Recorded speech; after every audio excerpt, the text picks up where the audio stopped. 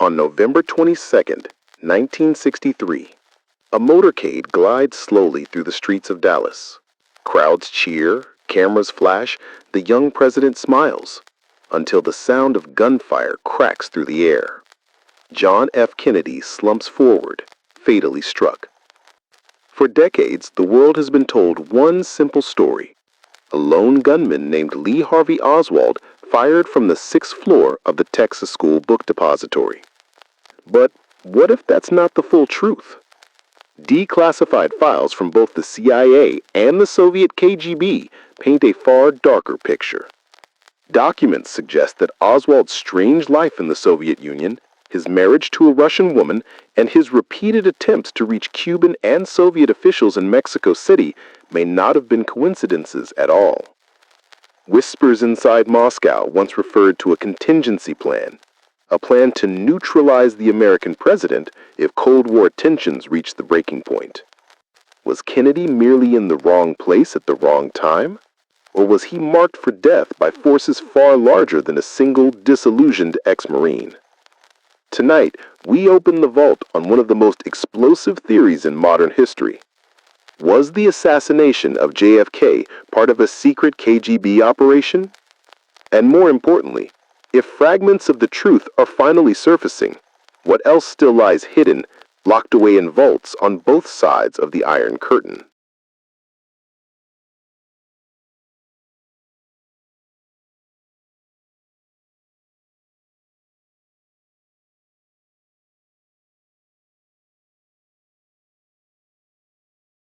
In the opening years of the 1960s, the Cold War was no longer an abstract struggle of ideology. It had become a knife fight between superpowers, conducted in plain sight of the world, with nuclear arsenals looming in the background. The United States and the Soviet Union had fought each other in Korea through proxies. They had raced into space, each rocket launch a symbolic duel. They had stared one another down in Berlin, where a wall of concrete and barbed wire split the city, and in many ways the world itself. But it was the Cuban Missile Crisis of October 1962 that crystallized just how close humanity had come to destruction. For 13 days, the United States lived on the edge of nuclear annihilation. Reconnaissance photographs revealed that the Soviet Union had secretly installed medium-range nuclear missiles in Cuba, barely 90 miles from the American coast. These weapons, once operational, could strike Washington, New York, and almost every major U.S. city within minutes. The revelation set off a crisis unlike anything before in modern history. President John F. Kennedy, only 45 years old, suddenly bore the weight of the world on his shoulders. On October 22nd, he appeared on television, staring calmly into the camera, telling Americans that their nation was at risk of nuclear attack. He announced a quarantine of Cuba, effectively a naval blockade, and demanded that Moscow withdraw the missiles. The response from the Kremlin was defiant. Nikita Khrushchev, the Soviet premier, thundered against American imperialism and warned that any interference with Soviet ships bound for Cuba would be considered an act of war. Behind the rhetoric, both leaders mobilized their militaries. The U.S. Strategic Air Command raised its readiness to DEFCON 2, the highest alert short of full-scale war. Soviet submarines moved into the Atlantic, some carrying nuclear-tipped torpedoes. Fighter jets circled nervously in the skies. The world watched as the two superpowers inched toward Armageddon. In homes across America, ordinary families prepared for the unthinkable. Some neighbors pooled money to build underground fallout shelters. Schools held duck and cover drills, instructing children how to crouch under desks in case of a nuclear blast. Supermarket shelves emptied as people hoarded canned food, water, and batteries. Newspapers printed diagrams showing how far radioactive fallout could travel. In the quiet hours of the night, millions of parents tucked their children into bed, uncertain whether the next dawn would even come. For Kennedy, the crisis was not just military, but existential. He had inherited the Bay of Pigs disaster in 1961, a botched attempt to overthrow Fidel Castro that had embarrassed the United States and made him look weak. Khrushchev believed Kennedy was inexperienced, perhaps even timid, and gambled that installing missiles in Cuba would force Washington to accept Soviet power in the Western Hemisphere. But Kennedy surprised him. Calm yet resolute, the young president refused to blink. He convened the Executive Committee of the National Security Council, known as EXCOM, and for days they debated: invade Cuba, bomb the missile sites, or blockade the island. Each option carried the risks of global war. Kennedy chose the blockade, a middle ground that left Khrushchev guessing. For nearly a week, U.S. Navy ships intercepted Soviet freighters on the high seas. The tension was unbearable. On October 27th, known as Black Saturday, an American U-2 spy plane was shot down over Cuba, killing its pilot. U.S. generals urged Kennedy to retaliate. At the same time, another U-2 accidentally strayed over Soviet airspace in the Arctic, nearly provoking a clash with Soviet fighters. The world trembled on the brink.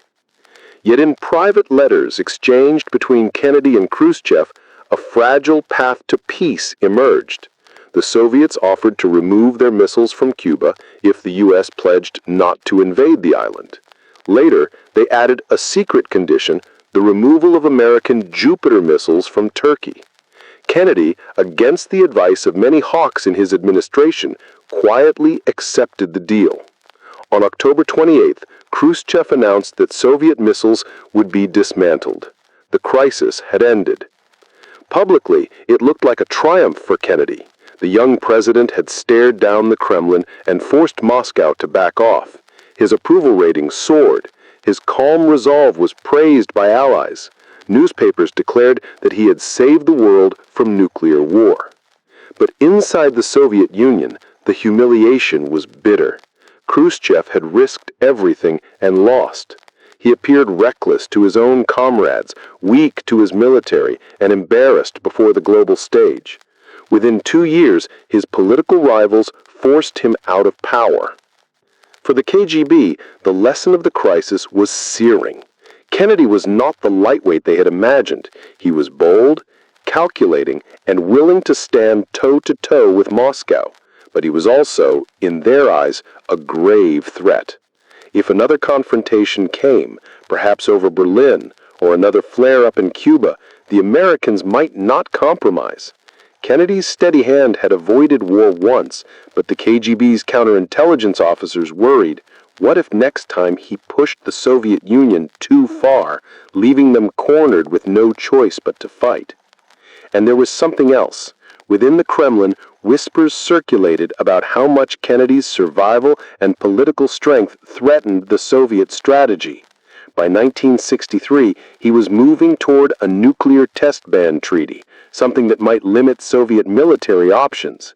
He was strengthening NATO and reassuring West Germany of American protection. He was opening back-channel talks with Castro, potentially undermining Soviet influence in Havana. For the KGB, tasked with protecting Soviet security at any cost, Kennedy increasingly looked like an obstacle that might need to be neutralized. Neutralization was a cold word, a euphemism the KGB often used. It could mean many things: discrediting a politician, undermining a government, destabilizing an ally. But in the darkest corners of intelligence planning, it could also mean assassination. Declassified fragments of KGB files released decades later hinted that some within the agency had considered contingency plans against Kennedy. The Soviet leadership officially abhorred political assassinations, but intelligence services often prepared options their leaders could deny. Thus, as the world celebrated Kennedy's deft handling of the Cuban Missile Crisis, another narrative quietly brewed. To the Soviets, he was both a rival and a symbol, a young, ambitious leader who had humiliated Moscow and proven that Washington could dictate terms to the Kremlin. In the binary logic of the Cold War, such a figure was dangerous. If war ever came again, Kennedy would not hesitate to defend American interests, even at the cost of Soviet survival. The Cuban Missile Crisis had revealed Kennedy's strength, but in Moscow, it also raised a terrifying question. What if that very strength one day threatened the Soviet Union itself? In the smoke-filled offices of Lubyanka Square, where the KGB maintained its headquarters, officers whispered about contingency planning. They studied Kennedy's public schedule. They tracked his speeches. They analyzed his policies in Vietnam, where U.S. involvement was quietly expanding. To them, Kennedy was not just a statesman, he was a strategic target. The world had avoided annihilation in October 1962, but the crisis had changed Kennedy's image forever. To his admirers, he was the man who had saved humanity. To his enemies, he was the man who had nearly destroyed it, and who might yet try again. And within that paradox, in the shadows of the Cold War, the seeds of conspiracy were sown.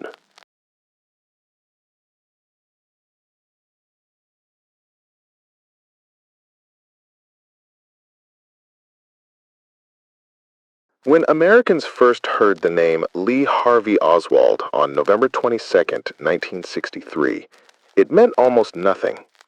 To the public, he was an obscure ex-Marine with a troubled past. But to the Soviet Union, and to its intelligence service, the KGB, Oswald was already a familiar figure. They had known him for years. They had watched him closely. And in their files, he was a man of deep contradictions, at once desperate, erratic, and yet potentially useful. Oswald's strange odyssey began in 1959, when, at just 20 years old, he defected to the Soviet Union. A former Marine radar operator who had once served in Japan, Oswald shocked U.S. officials by renouncing his citizenship and announcing he wanted to live under communism. He even declared his intent to hand over military secrets about U-2 spy plane flights, information he had been exposed to during his service. For Washington, it was an act of betrayal. For Moscow, it was a puzzle. The KGB did not trust defectors easily, especially Americans who arrived uninvited. They suspected Oswald could be a CIA plant sent to infiltrate Soviet society. Yet his desperation seemed genuine. When Soviet authorities at first rejected his application for citizenship, Oswald attempted suicide in a Moscow hotel, slashing his wrist. That violent gesture forced their hand. Rather than risk an American dying on Soviet soil, the Kremlin quietly allowed him to stay. He was sent to Minsk, the capital of Soviet Belarus, far from the center of power in Moscow. There, he worked in a radio factory, lived in a modest apartment, and was monitored constantly by KGB handlers. They tapped his phones, read his letters, and placed informants around him. Oswald lived the life of an outsider. His Russian was clumsy, his behavior was moody, sometimes arrogant, sometimes pitifully lonely. He told friends he loved the Soviet system, then complained bitterly about shortages and restrictions. To the KGB, he was not a model recruit, but neither was he entirely useless. It was in Minsk that Oswald met Marina Prusakova, a 19-year-old Russian woman with family connections to Soviet officials. They married in 1961 and soon had a daughter. Through Marina, Oswald gained a more stable existence, yet his disillusionment with Soviet life only deepened. He was often unemployed, restless, and prone to outbursts. The KGB recorded his complaints. They noted his erratic temper, his obsession with politics, and his fantasy of one day shaping history. In the labyrinth of Soviet intelligence, men like Oswald were sometimes classified as sleepers, not in the sense of a carefully trained spy, but as potential assets, unpredictable, flawed, yet perhaps one day exploitable. When he petitioned to return to the United States in 1962, the KGB did not stop him. In fact, they may have quietly encouraged it. Better to have him back in America, where his instability could sow confusion, than to keep him in Minsk, where he drained resources. And so Oswald returned to the United States with Verena and their infant daughter. To outsiders, it seemed the story of a failed defector coming home. But to the FBI and CIA, Oswald was immediately flagged. He had lived under Soviet surveillance for nearly 3 years. He had married a Russian woman. He had threatened to give up American secrets. Such a man was not forgotten. Yet here lies the mystery. Declassified Soviet documents suggest the KGB never fully trusted Oswald, but they also never lost track of him. They considered him unreliable for formal operations, but his anti-American rhetoric and erratic behavior could make him useful as a propaganda tool, or, in the most extreme contingency, as a weapon. Oswald's first time in the United States was spent in Soviet Moscow. After his return, his life spiraled further into discontent. He bounced between jobs, struggled with poverty, and grew increasingly radical in his politics. He handed out pro-Castro leaflets in New Orleans. He wrote letters to the Soviet embassy in Washington, begging for visas, pleading for recognition. And in September 1963, just 2 months before the assassination, Oswald traveled to Mexico City, where he visited both the Cuban and Soviet embassies. That trip remains one of the darkest puzzles in Cold War history. According to CIA surveillance, Oswald met with a KGB officer named Valery Kostakov, a man the U.S. identified as working for Department 13, the division responsible for sabotage and assassinations. Why was Oswald meeting such a figure? What was discussed? The transcripts remain incomplete. Some CIA surveillance tapes of Oswald's calls mysteriously vanished, and to this day, the Mexico City episode fuels endless speculation. The KGB's own files, declassified after the Soviet collapse, add layers of ambiguity. One note suggested they believed Oswald was mentally unstable and could damage Soviet interests. Another suggested that if something were to happen to Kennedy, it should be clear that the Soviet Union had no part in it. Yet buried in the bureaucratic language is the unmistakable reality.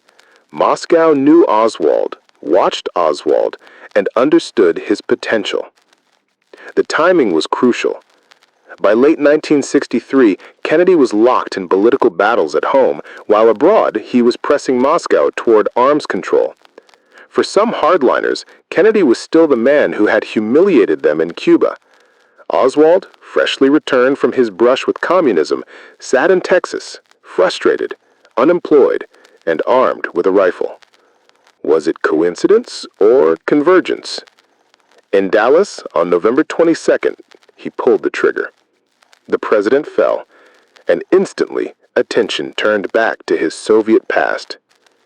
The Warren Commission, established to investigate the assassination, concluded Oswald acted alone.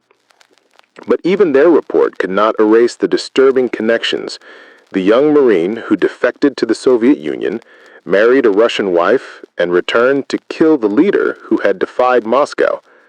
For conspiracy theorists, it was too much to dismiss. For the KGB, it was a nightmare of suspicion. Moscow publicly denied any involvement, yet in Washington, whispers grew louder. Was Oswald a pawn? Or was he carrying out a plan that had been whispered long before, deep within Lubyanka Square? The Moscow connection remains one of the most controversial threads in the JFT assassination story. It is a tale of a lonely defector, a hostile intelligence service, and a superpower rivalry where coincidence and conspiracy blur. Oswald may have been a misfit, a troubled man desperate for recognition, but in the eyes of history, his years in the Soviet Union ensured that his crime in Dallas would never be seen as just his own. For decades, fragments of KGB files have been released, enough to tease, but never enough to confirm. Enough to suggest that in the months before Kennedy's death, Moscow had considered the unthinkable, enough to ensure that the shadow of the Kremlin will forever linger over Dealey Plaza.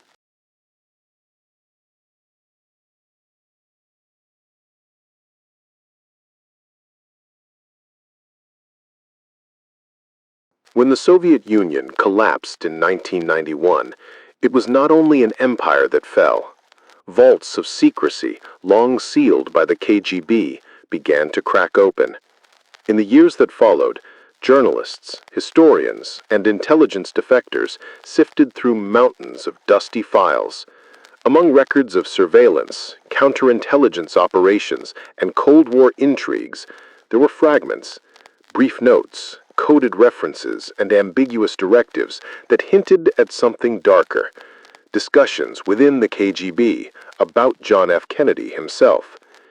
The story begins in the dim archives of Lubyanka Square, where shelves of files ran floor to ceiling, each stamped with the red seal of state security. To most researchers, the papers revealed what was already suspected. The KGB tracked dissidents, spied on foreigners, and fed the Kremlin a constant stream of intelligence.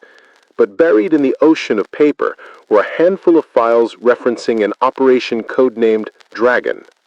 The fragments were incomplete, sometimes just a single page torn from a larger report, but they were enough to raise alarms. One document, dated 1962, referred to the necessity of neutralizing a Western leader whose provocations threatened the security of the Soviet Union. It did not name Kennedy outright, but the timing and context were unmistakable. After the Cuban Missile Crisis, there was only one Western leader who fit that description. Another fragment described Lee Harvey Oswald in Minsk, noting his volatility but also his potential. The file remarked that an asset of limited reliability may nevertheless prove useful in circumstances where deniability is essential. Again, the language was vague, bureaucratic, written in the sterile jargon of intelligence officers. But between the lines, a chilling possibility emerged. Had the KGB considered Oswald not merely as a nuisance, but as a possible instrument? The release of these documents in the 1990s electrified conspiracy researchers in the West. For decades, Americans had speculated about Soviet involvement in the Kennedy assassination. Now here were papers, authentic KGB files, that seemed to confirm Moscow had at least contemplated the removal of the American president. But like all intelligence archives, the truth was slippery. The documents were incomplete, often stripped of context. Some were mere summaries of conversations between mid-level officers, not official policy. The KGB was notorious for producing contingency plans that were never acted upon, scenarios drawn up so the Kremlin could say, "We have considered every possibility." Still, the language neutralize, deniability, asset was hard to dismiss. The most explosive revelation came from a file referencing Oswald's trip to Mexico City in September 1963. According to the fragment, a report had been sent to Moscow describing his visit to the Soviet embassy. It mentioned a meeting with Valery Kostakov, identified in CIA files as a member of Department 13, the very department responsible for sabotage and assassinations abroad. The KGB document did not detail the conversation, but the very fact that such a meeting occurred and was recorded lent weight to the idea that Oswald had crossed paths with Soviet operatives trained in wet work, the grim euphemism for killing. Western analysts pored over every comma. Was Operation Dragon an assassination plan or merely a surveillance program?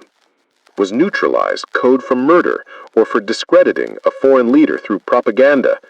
Could Oswald have been manipulated without even knowing it? The ambiguity was maddening. Even former KGB officers who later spoke out could not agree.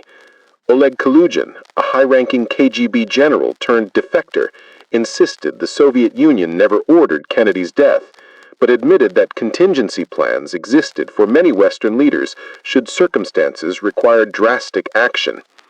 Others hinted that rogue elements within Department 13 might have explored options without formal approval. The culture of the KGB allowed for both possibilities. The mystery deepened when it emerged that some files had vanished during the chaotic final days of the Soviet Union. As the state crumbled, truckloads of KGB documents were destroyed, smuggled, or sold on the black market. Intelligence agencies in the West scrambled to acquire what they could, but for every page recovered, others were lost forever.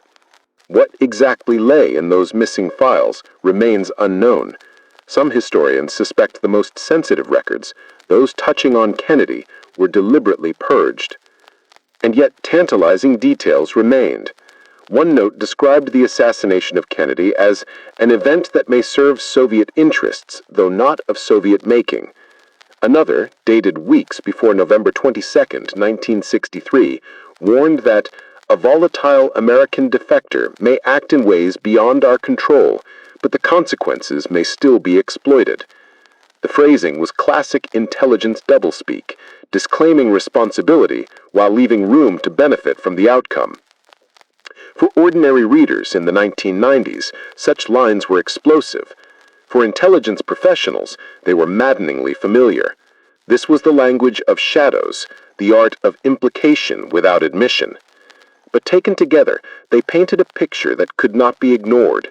The KGB knew Oswald, considered him unstable, and understood that Kennedy's removal would shift the balance of the Cold War. In Washington, these revelations triggered debates within the CIA and the National Security Council. Declassified memos show that analysts revisited old suspicions about Soviet involvement.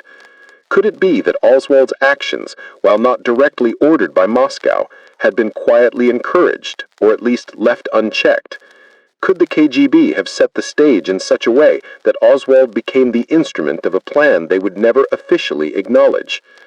One CIA officer described it bluntly: the Soviets may not have pulled the trigger, but they may have loaded the gun. The release of the shadow files did not solve the mystery. If anything, it deepened it. Scholars argued over translations. Skeptics accused researchers of reading too much into ambiguous phrases. Defenders of the Warren Commission insisted nothing in the files proved direct Soviet involvement. Yet the timing, the language, and the gaps in the record kept the fire of suspicion alive. Even today, more than 60 years after Kennedy's assassination, the shadow files remain a touchstone for conspiracy theories. They are real documents, authentic KGB papers, not inventions, but they are incomplete, enigmatic, and open to interpretation. And in that uncertainty lies their power. The shadow of Moscow lingers in every discussion of Dallas. The fragments pulled from the KGB archives do not answer the question, they only sharpen it. If Kennedy's death was not ordered by Moscow, why did the files discuss neutralization? Why did Oswald meet with a Department 13 officer? Why were the most sensitive records missing when the archives opened? The shadow files are not a confession. They are not a smoking gun. They are something more insidious, a reminder that in the world of espionage, truth is never clean. It is hidden in euphemisms, buried in half-burned reports, and whispered in hallways where even the walls were said to have ears. And for those who believe in a darker explanation of November 22, 1963, the shadow files are proof not of guilt, but of possibility. Proof that Kennedy's death may not have been the work of a lone gunman at all, but the echo of a plan conceived in the heart of the Soviet security state, hidden behind layers of secrecy, and revealed only in fragments too small to settle the question, yet too suggestive to ignore.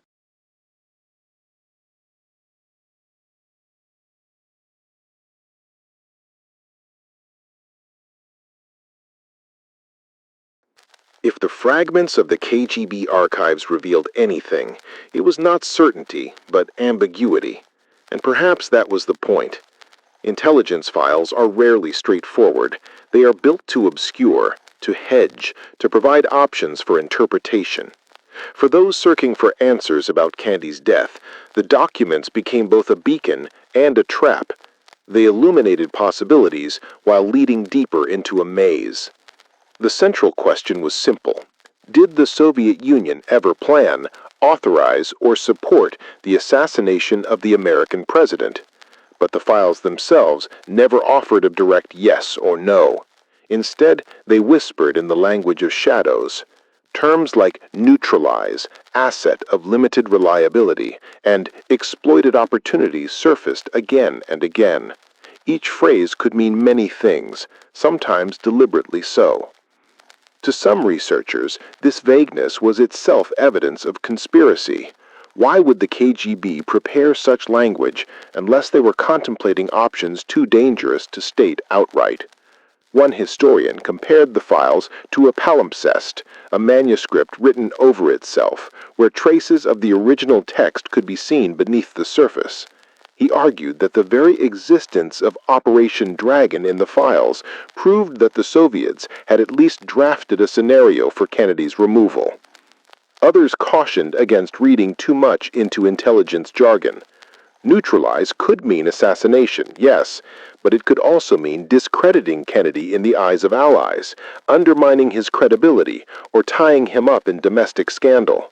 Exploiting an opportunity might mean propaganda, not bullets. The KGB, like the CIA, prepared contingency plans for everything from coups d'etats to weather disasters. That such language existed did not necessarily mean it had been acted upon. Yet the timing of the files could not be ignored. In the months leading up to Kennedy's assassination, the Soviet Union was reeling from multiple crises. Khrushchev's authority had been weakened after the Cuban humiliation. The Kremlin feared Kennedy's growing involvement in Vietnam, where Soviet support for North Vietnam was increasing. And Kennedy's push for a nuclear test ban treaty threatened to limit the Soviet arsenal. To hardliners within the KGB, the idea of neutralizing Kennedy might have seemed less like paranoia and more like survival. The Mexico City episode loomed large in these debates. In September 1963, Oswald's meetings at the Soviet embassy with Kostakov, the Department 13 officer, looked suspicious in hindsight. Was this a recruitment attempt, a final approval, or simply the desperate ramblings of an unstable man seeking attention? The CIA lost or destroyed some of the surveillance tapes from those days, further fueling suspicion. If there was nothing to hide, critics asked, why had key evidence vanished? Declassified U.S. intelligence reports from the 1990s only added to the confusion. Some analysts argued that the Soviets feared Oswald would embarrass them. According to one memo, Moscow worried that if he acted violently in America, they would be blamed. That fear, paradoxically, suggested they knew he was unstable and capable of something drastic. If they truly saw him as dangerous, why not cut ties, issue warnings, or expose him? The fact that they did none of these things left open the possibility that they were content to let him spiral, perhaps even nudging him toward a destiny they would later deny. Defectors offered conflicting testimony. Some swore the KGB never sanctioned Kennedy's death. Others hinted that rogue officers within Department 13 might have viewed Oswald as an expendable pawn.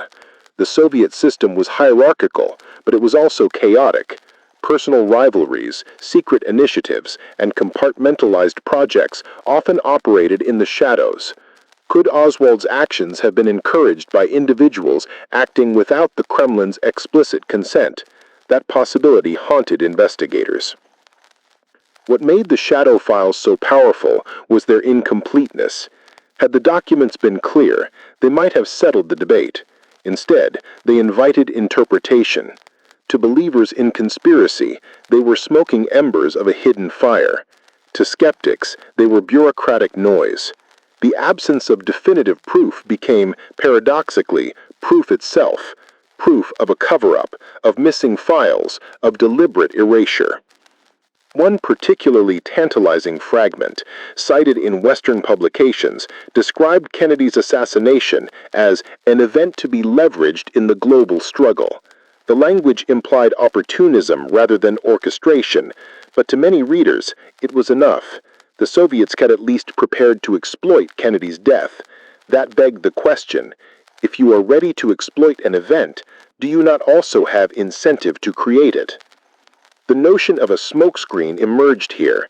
Some analysts argued that the shadow files were deliberately written to create confusion. By using ambiguous terms, the KGB could both prepare for contingencies and deny responsibility.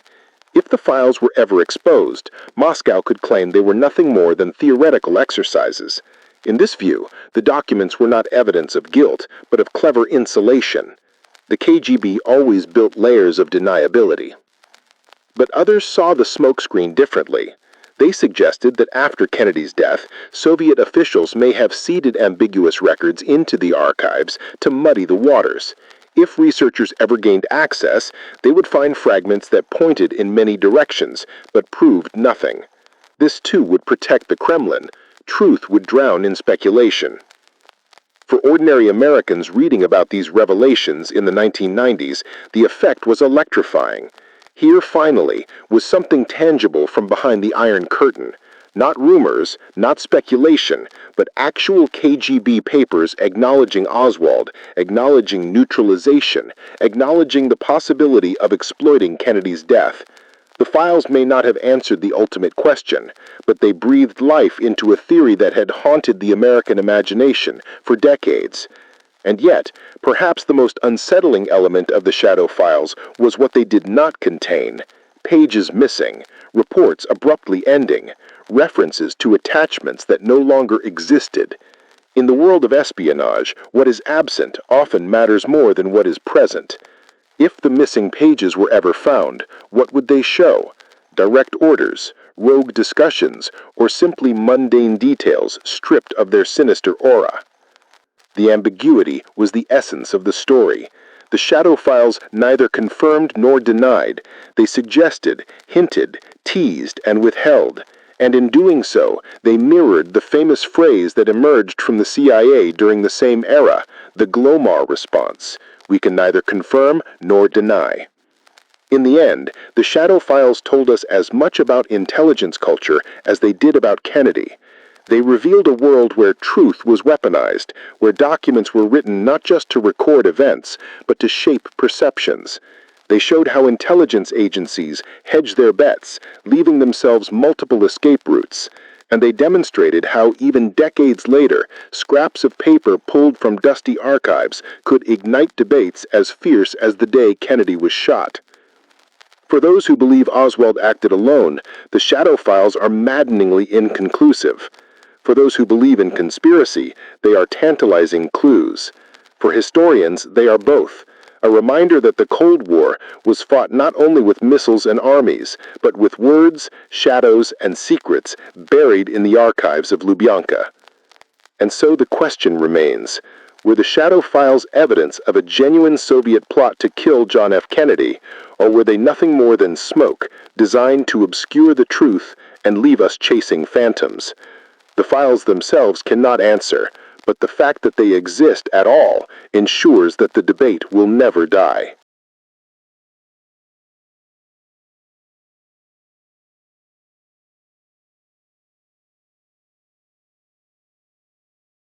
The gunfire in Dealey Plaza had barely faded before the machinery of American intelligence roared into motion.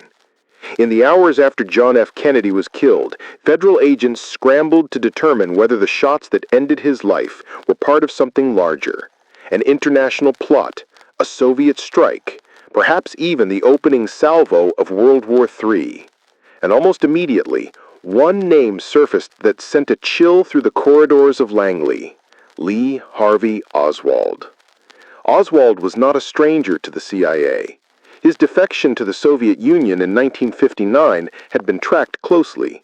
As a Marine radar operator with exposure to classified information, his renunciation of American citizenship raised alarms. The agency had placed him in their files, monitored his activities in Minsk, and flagged his return to the United States in 1962.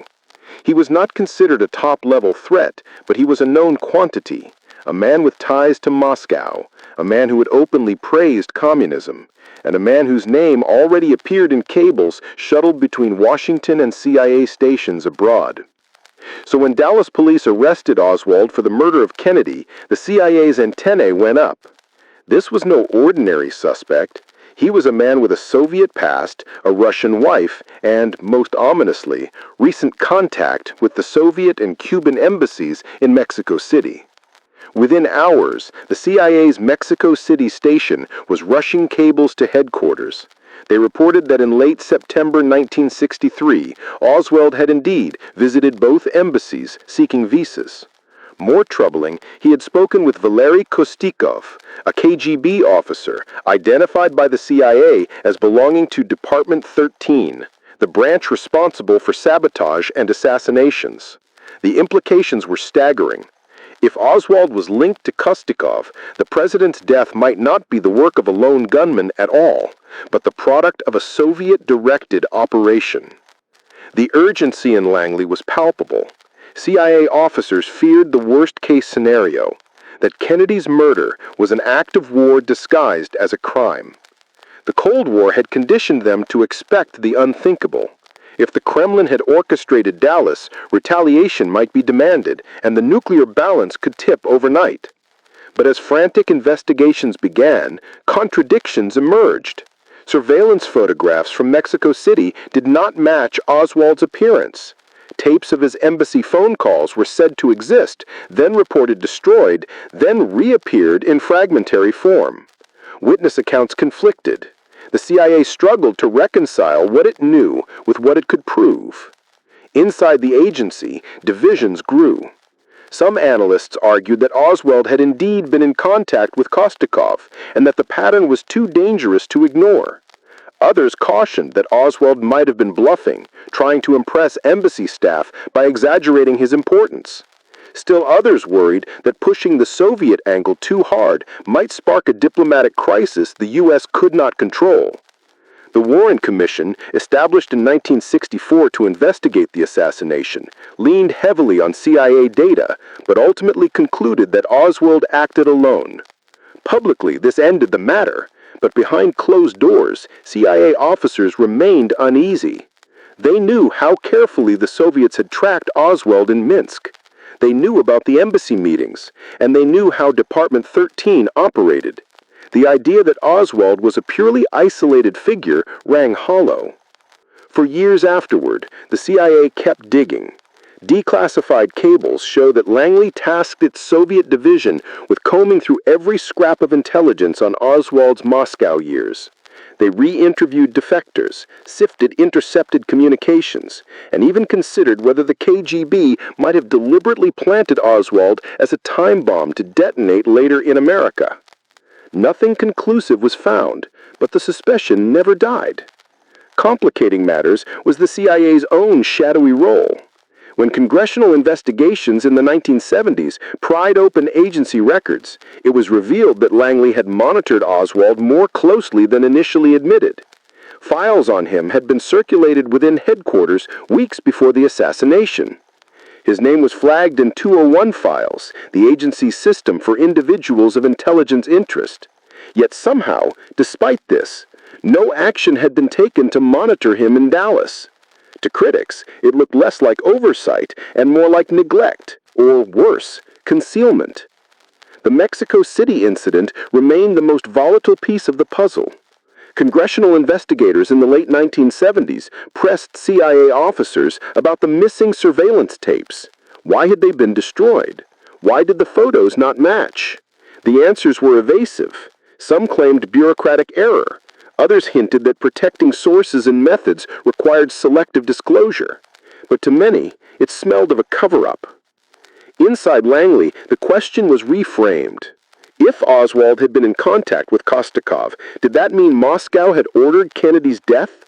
Or had Oswald acted independently, and the Soviets were merely unlucky to have brushed against him before his rampage? Both possibilities were dangerous. If the first was true, the U.S. had been attacked by its greatest rival. If the second, a mentally unstable man with Soviet ties, had killed the president, and the perception of Soviet involvement might still drag the world toward war. So the CIA walked a tightrope. Publicly, it endorsed the Warren Commission's lone gunman theory, shielding Washington from a confrontation it was not ready to face. Privately, it kept the Soviet angle alive, feeding intelligence into secret files and contingency plans. The paradox was clear. The agency could neither confirm nor deny, neither expose nor ignore. By the mid-1960s, CIA stations worldwide were instructed to watch for signs of Soviet active measures exploiting Kennedy's death. Propaganda monitoring intensified. Any Soviet mention of Oswald was logged. When Moscow publicly denounced the assassination as a right-wing conspiracy, Langley noted the deflection. Was it genuine outrage or strategic disinformation? Years passed and the doubts hardened. When the House Select Committee on Assassinations reopened the investigation in the late 1970s, CIA officials were forced to acknowledge that their Mexico City reporting had been inconsistent, even misleading. The committee's final report stopped short of blaming the Soviets, but concluded that there was a probable conspiracy in Kennedy's death. For many, the shadow of Moscow still lingered. Thus, in the first decade after Dallas, the CIA's position evolved into a paradox. Oswald was both a lone gunman and a man with undeniable Soviet ties. The KGB was both uninvolved and uncomfortably close. The evidence was both fragmentary and suggestive. It was a case study in Cold War ambiguity, an ambiguity the CIA itself may have deepened, whether by error, by protection of sources, or by deliberate obfuscation. For the public, the official story was simple. For the CIA, it was anything but.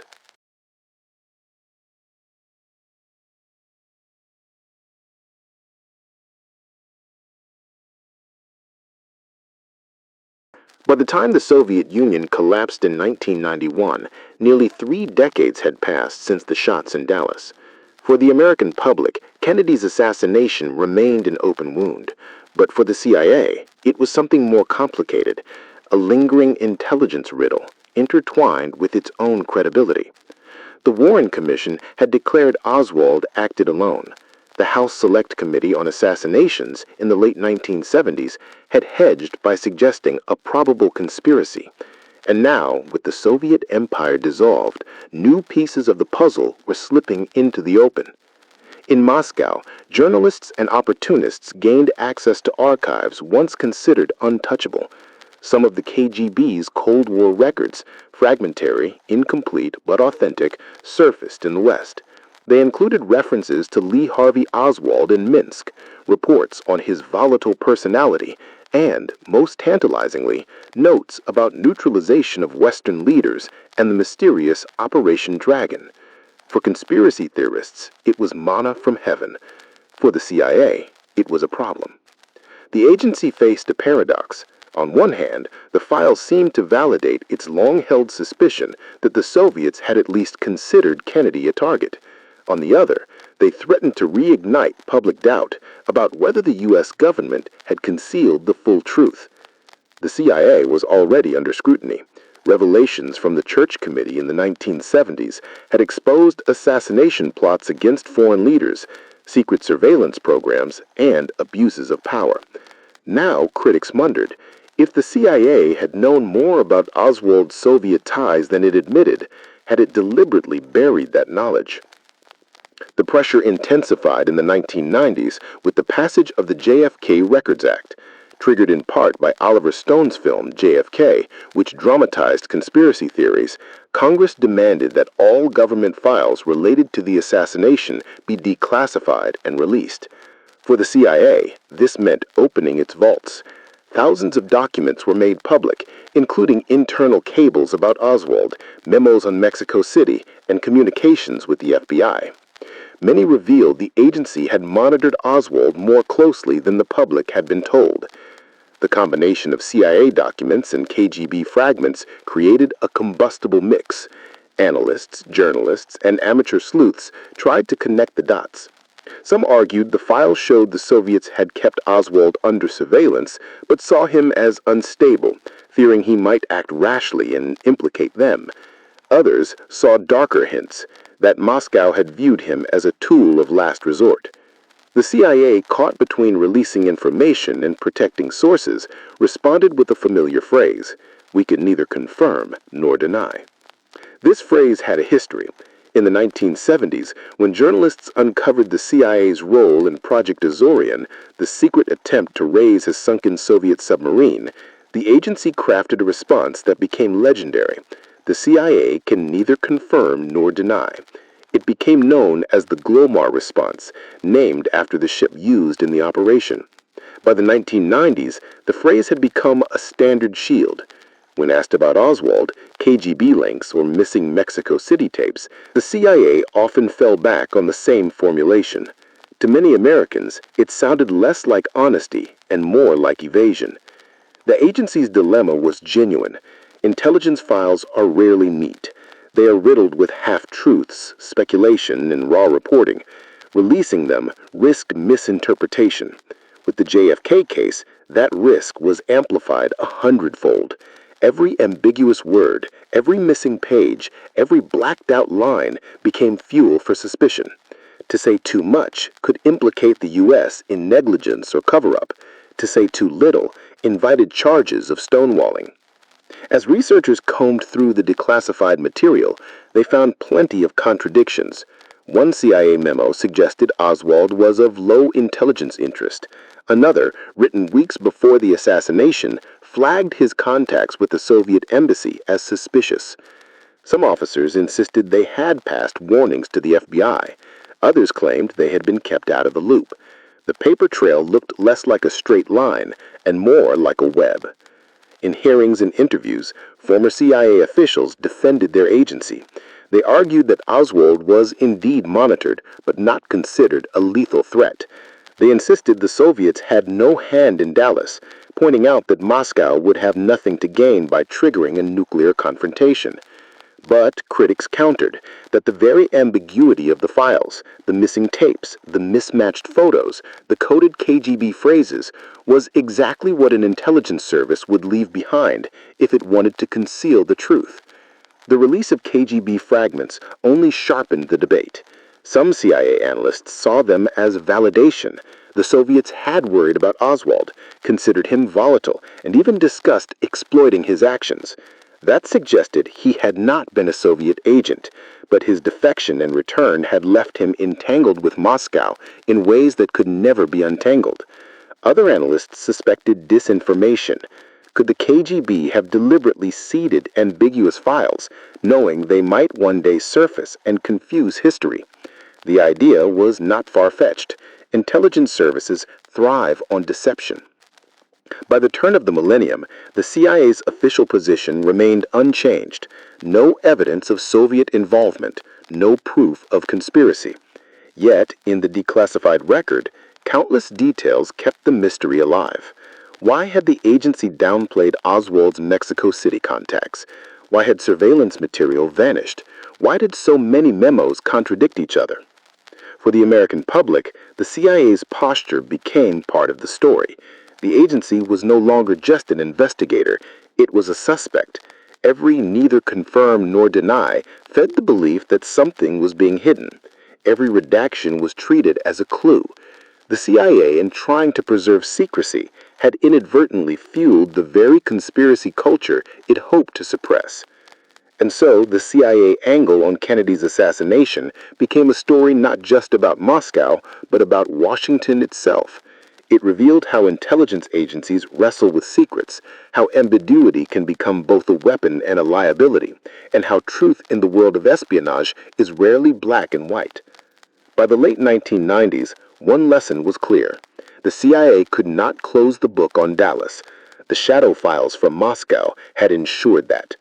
The American files, too, refused to give simple answers. Instead, they left behind a narrative in which the CIA appeared at once vigilant and negligent, forthcoming and evasive, knowledgeable and blind. To this day, when Americans ask whether the CIA knows the full truth about Kennedy's death, the most common answer remains the one forged in the Cold War. We can neither confirm nor deny.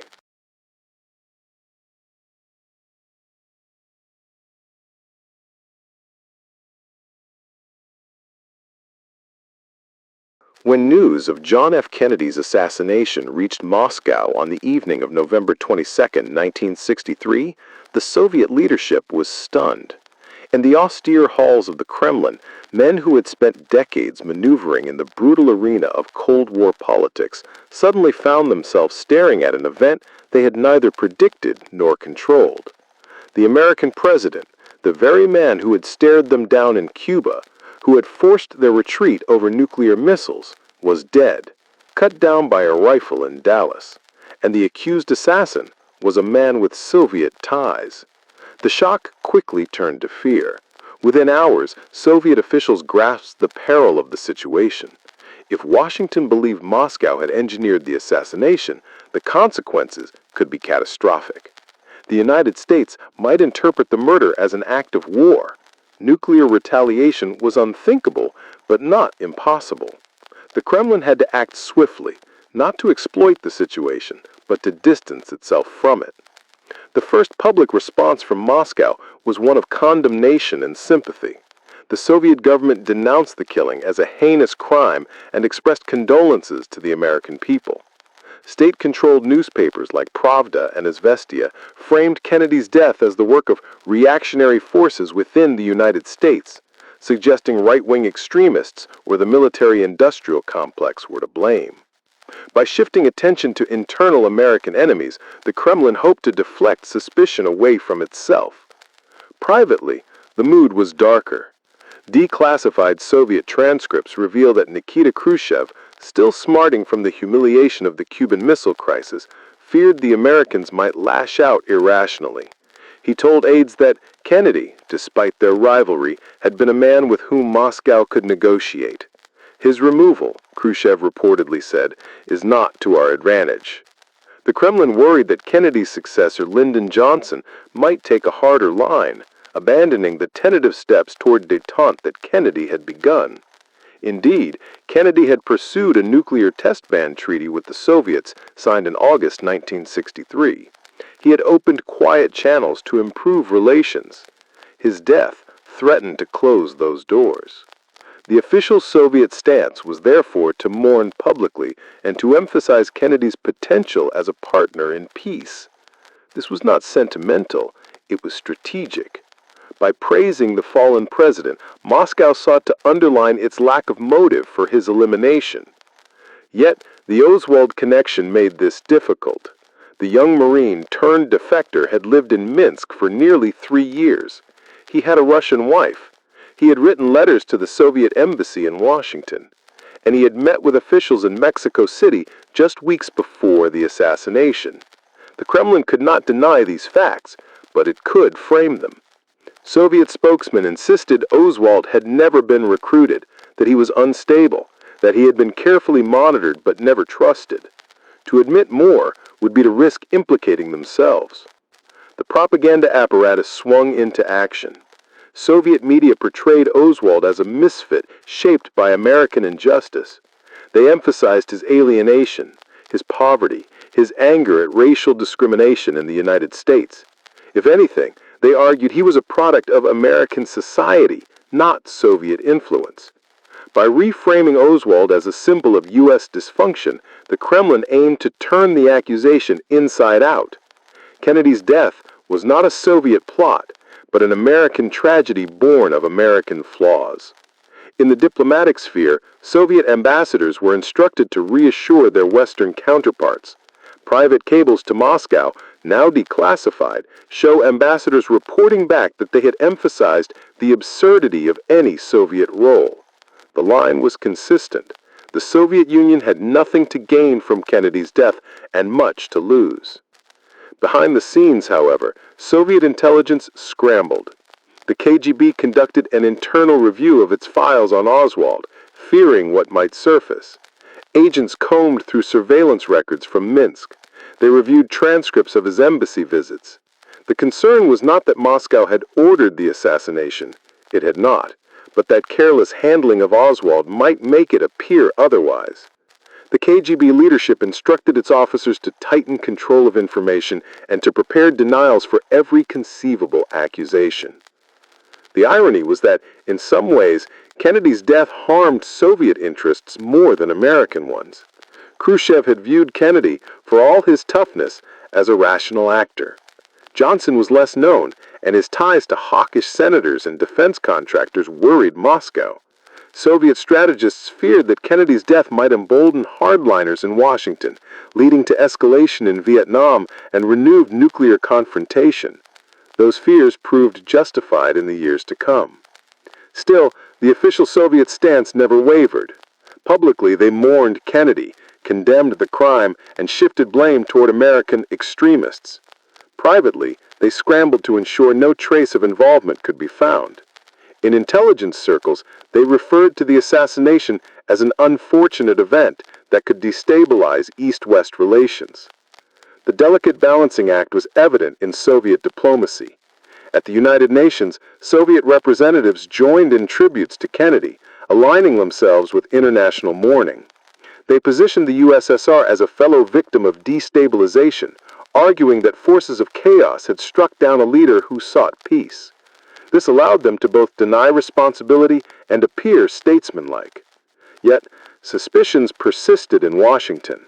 The very need for Soviet denials kept the question alive. If the Kremlin had truly been uninvolved, why the flurry of internal reviews? Why the nervousness and declassified cables? Why the insistence, repeated endlessly, that they had nothing to gain? To conspiracy theorists, such insistence looked less like innocence and more like fear of exposure. But from the Kremlin's perspective, the fear was real. They had not pulled the trigger in Dallas, but they knew perception mattered as much as reality. If America chose to see Moscow's hand in the assassination, it could justify confrontation. That prospect terrified Soviet leaders, already wary of nuclear brinksmanship. The official Soviet stance, then, was not merely propaganda, it was survival. Over the years, Moscow maintained its line. In memoirs, former Soviet officials continued to deny involvement. Even when KGB files were opened in the 1990s, revealing contingency language about neutralization, the Kremlin's defenders argued those were hypothetical exercises, not orders. The official narrative endured. The USSR did not kill Kennedy, and any suggestion otherwise was a Western smear. But history is rarely settled by official narratives. The more strenuously Moscow denied, the more some Americans suspected. The Kremlin's careful balancing act, mourning Kennedy, praising his leadership, denying ties to Oswald, blaming U.S. extremists, did not erase the shadow. It only sharpened it. From the Soviet perspective, November 22nd was a disaster, not a triumph. They lost a rival they could negotiate with, inherited an adversary they did not yet understand, and found themselves entangled in suspicion that would never fully fade. The official stance of innocence, repeated decade after decade, became both shield and prison. The irony is that the Kremlin may have told the truth. They did not kill Kennedy. But in the fog of espionage, where contingency plans masquerade as intent and missing files hint at dark possibilities, truth itself becomes suspect. And so, the official Soviet position, clear, consistent, unwavering, remains haunted by doubt.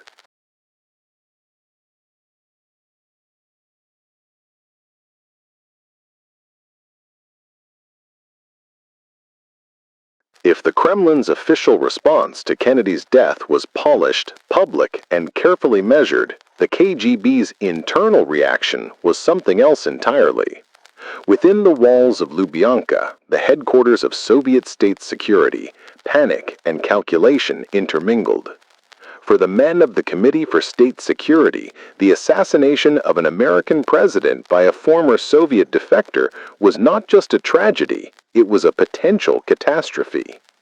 In the hours after Oswald's arrest, telegrams poured into Moscow from KGB stations abroad. The message was blunt. This man, who had once lived in Minsk under their watch, was now accused of murdering John F. Kennedy. Some officers feared the Americans would instantly conclude the Soviets had orchestrated the act. Others worried the truth, that Oswald had acted alone, might not matter in the hysteria of the moment. Either way, the KGB braced itself. Declassified reports suggest the agency's first priority was containment. Officers scoured Oswald's old files. They reviewed surveillance logs from his years in Minsk, cross-referenced interviews with his Russian acquaintances, and collected every letter he had sent to Soviet embassies. The goal was to ensure there was no evidence, no careless note, no ambiguous phrase that could be interpreted as encouragement or direction. But the KGB's relationship with Oswald had always been ambiguous. When he first appeared in Moscow in 1959, the agency debated whether he was a CIA plant. He was unstable, erratic, prone to boasting about his military knowledge. The Soviets allowed him to stay, partly out of fear of scandal if he killed himself, partly out of curiosity. For 3 years they watched him in Minsk, recording his frustrations, his marriage to Marina, his complaints about Soviet life. In their eyes, he was neither a reliable asset nor a complete liability. He was a curiosity, filed away, but never fully trusted. Now, in November 1963, that curiosity threatened to ignite a superpower confrontation. The KGB leadership issued strict orders: destroy any trace that could link Oswald to Soviet direction, and emphasize that he had been judged unreliable, even dangerous. Some reports were rewritten, phrases softened, conclusions reframed. What began as a scramble to protect Moscow soon looked like something else, an effort to curate history. Within the KGB, Department 13 loomed over the discussion. Officially, it was the unit for special tasks, sabotage, subversion, assassination. Western intelligence had long believed Department 13 maintained contingency plans for eliminating foreign leaders. Some defectors confirmed it. Others hinted that the department's very existence was designed to keep options open without binding the Kremlin. In the aftermath of Kennedy's death, whispers spread that the KGB officers had once drafted scenarios involving the American president. Nothing in the surviving files proves this outright, but fragments, references to neutralization, discussions of exploitable opportunities, bore the linguistic fingerprints of Department 13. What did this mean?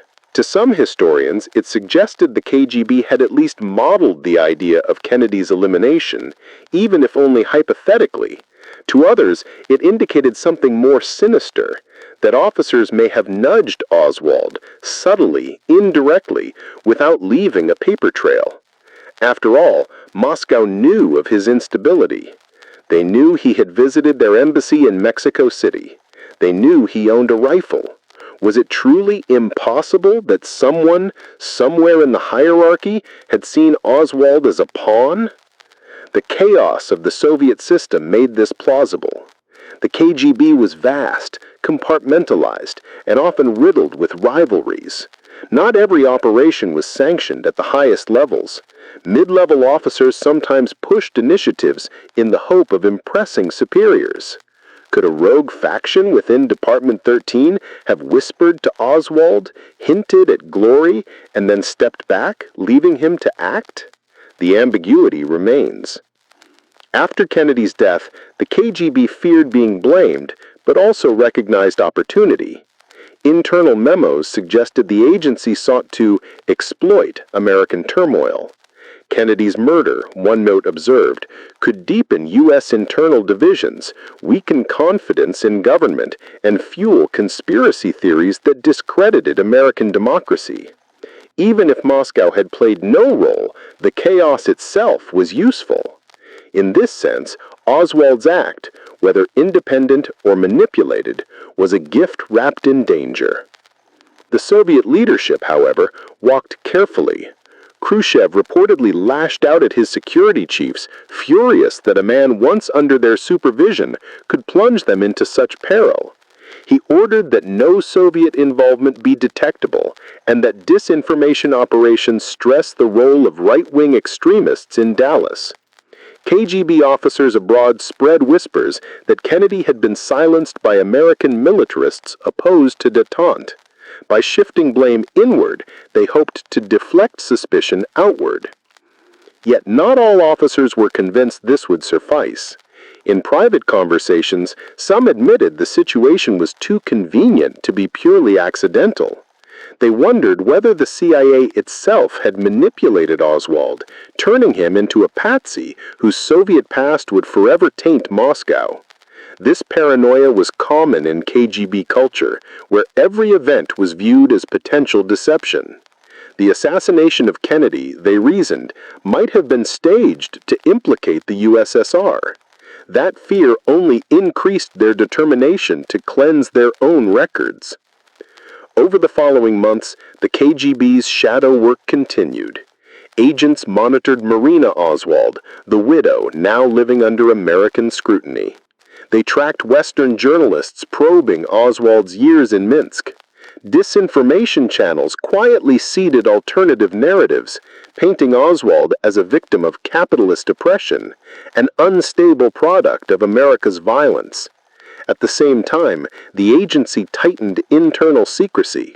Files were classified at the highest levels. Access was restricted. For decades, even Soviet historians would see only fragments. When the Soviet Union collapsed in 1991 and pieces of the KGB archive leaked out, these fragments fueled endless speculation.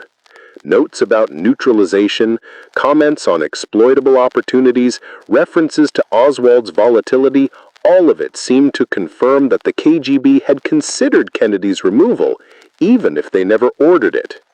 The language was classic KGB, cold, ambiguous, deniable. To skeptics, it was bureaucratic noise. To believers, it was the echo of Department 13's darkest work. What remains striking is the duality of the KGB's role. Officially, they denied everything, portraying Oswald as unstable and untrustworthy. Privately, they scrambled to sanitize files, seeded disinformation, and speculated about exploitation. Whether or not they guided Oswald's hand, they ensured history would never see a clear picture. And perhaps that was the point. In intelligence, ambiguity can be as powerful as action. By leaving trails that suggested possibilities without confirmation, the KGB preserved deniability while letting suspicion fester. Kennedy's death, in this sense, was not just an American tragedy. It became a psychological weapon, a story that eroded trust, sowed division, and haunted the imagination of generations. In the shadows of Lubyanka, the KGB understood this better than anyone. Truth could be hidden, lies could be planted, and sometimes the most effective operation was not to pull the trigger, but to ensure that no one ever knew who truly had.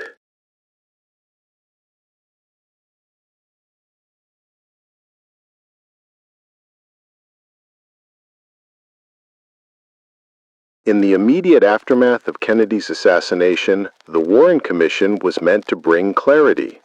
Established in late 1963 and chaired by Chief Justice Earl Warren, the commission promised to deliver the truth to a grieving nation.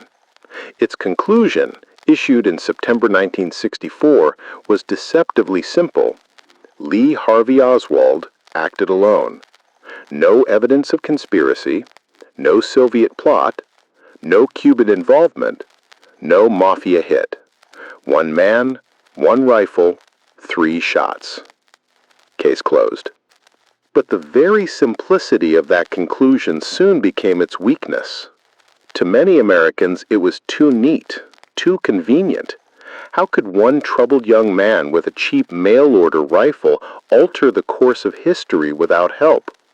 How could the CIA and FBI have tracked Oswald's Soviet ties, his Cuban sympathies, his Mexico City trip, and yet failed to anticipate or prevent the murder of the president? The report answered questions, but it left more behind. By the late 1960s, cracks appeared. Critics like New Orleans District Attorney Jim Garrison launched their own investigations, accusing the CIA of complicity. Books and articles proliferated, each pointing to anomalies, the magic bullet, that supposedly wounded both Kennedy and Governor Connally, the missing surveillance tapes from Mexico City, the inconsistencies in witness testimonies, public trust began to erode. The CIA found itself in the crosshairs. Though the agency had officially supported the Warren Commission, whispers circulated that it had withheld key information.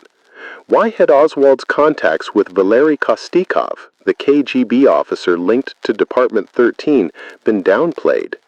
Why had memos about his embassy visits not reached the Commission in full? Was this incompetence or deliberate obfuscation? For conspiracy theorists, the answer was obvious. The CIA was hiding something. Meanwhile, the broader context of the 1960s fed the flames. America was descending into Vietnam, a war many believe Kennedy might have de-escalated had he lived. Civil rights protests rocked the nation. Martin Luther King Jr. and Robert Kennedy were assassinated within 5 years of Dallas. Each tragedy deepened the sense that invisible forces were steering history. By the 1970s, the doubts hardened into a national crisis of confidence. The Watergate scandal shattered faith in government. The Church Committee exposed the CIA's history of covert plots, including attempts to assassinate foreign leaders like Fidel Castro. Suddenly, the idea that the agency might have been entangled in Dallas no longer seemed implausible. If the CIA had plotted to kill Castro, why not admit it had crossed darker lines closer to home? Congress responded by creating the House Select Committee on Assassinations in 1976. After 2 years of investigation, the HSCC issued a stunning conclusion. Kennedy was probably assassinated as the result of a conspiracy.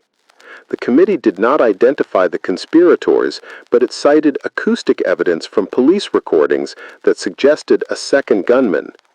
Though later disputed, the HSCC report shattered the Warren Commission's lone gunman narrative.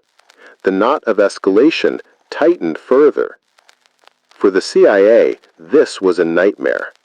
The agency now had to defend itself not just against speculation, but against the insinuation of Congress itself. Declassified cables show that Langley scrambled to manage the fallout, insisting its Mexico City reporting had been mishandled but not deliberately suppressed. Officials testified that Oswald had been a blip on the radar, not a controlled asset. But every denial seemed to fuel suspicion. Public opinion surveys told the story starkly. In 1964, a majority of Americans accepted the Warren Commission's findings. By the late 1970s, over 80% believed there had been a conspiracy. The official narrative had collapsed. The assassination was no longer just a crime, it was a national obsession, a mirror for every fear Americans held about their government. In this atmosphere, every theory flourished. Some said the mafia had struck back against Kennedy's crackdown on organized crime. Others pointed to anti-Castro Cuban exiles enraged by his failure to support their cause. Still others fixated on the CIA, arguing the agency silenced a president who threatened to rein in covert operations. And always hovering in the background was the Soviet angle. The fear that Oswald was, knowingly or unknowingly, the instrument of Moscow. The escalation was not just intellectual, it was emotional. For millions of Americans, Kennedy's assassination symbolized a broken promise. He had embodied youth, optimism, and the idea that the United States could rise above the shadows of the Cold War. His death, sudden and brutal, became the moment when innocence died. The search for a culprit was also a search for meaning, an attempt to make sense of chaos. But as the theories multiplied, so did the contradictions. Every new revelation, every declassified memo, every half-burned KGB file added fuel without delivering closure. The CIA, once seen as the guardian of national security, became a suspect in the public imagination. The very agency that was supposed to defend America against Soviet plots was now accused of either covering up a Soviet conspiracy or of perpetrating its own. By the close of the 1970s, the knot had tightened beyond undoing. The assassination of John F. Kennedy was no longer an event confined to November 22, 1963. It had become a permanent fixture in American political culture, a question mark that hovered over every debate about secrecy, trust, and power. And the CIA, whether guilty of concealment or merely of incompetence, remained trapped at the center of the storm.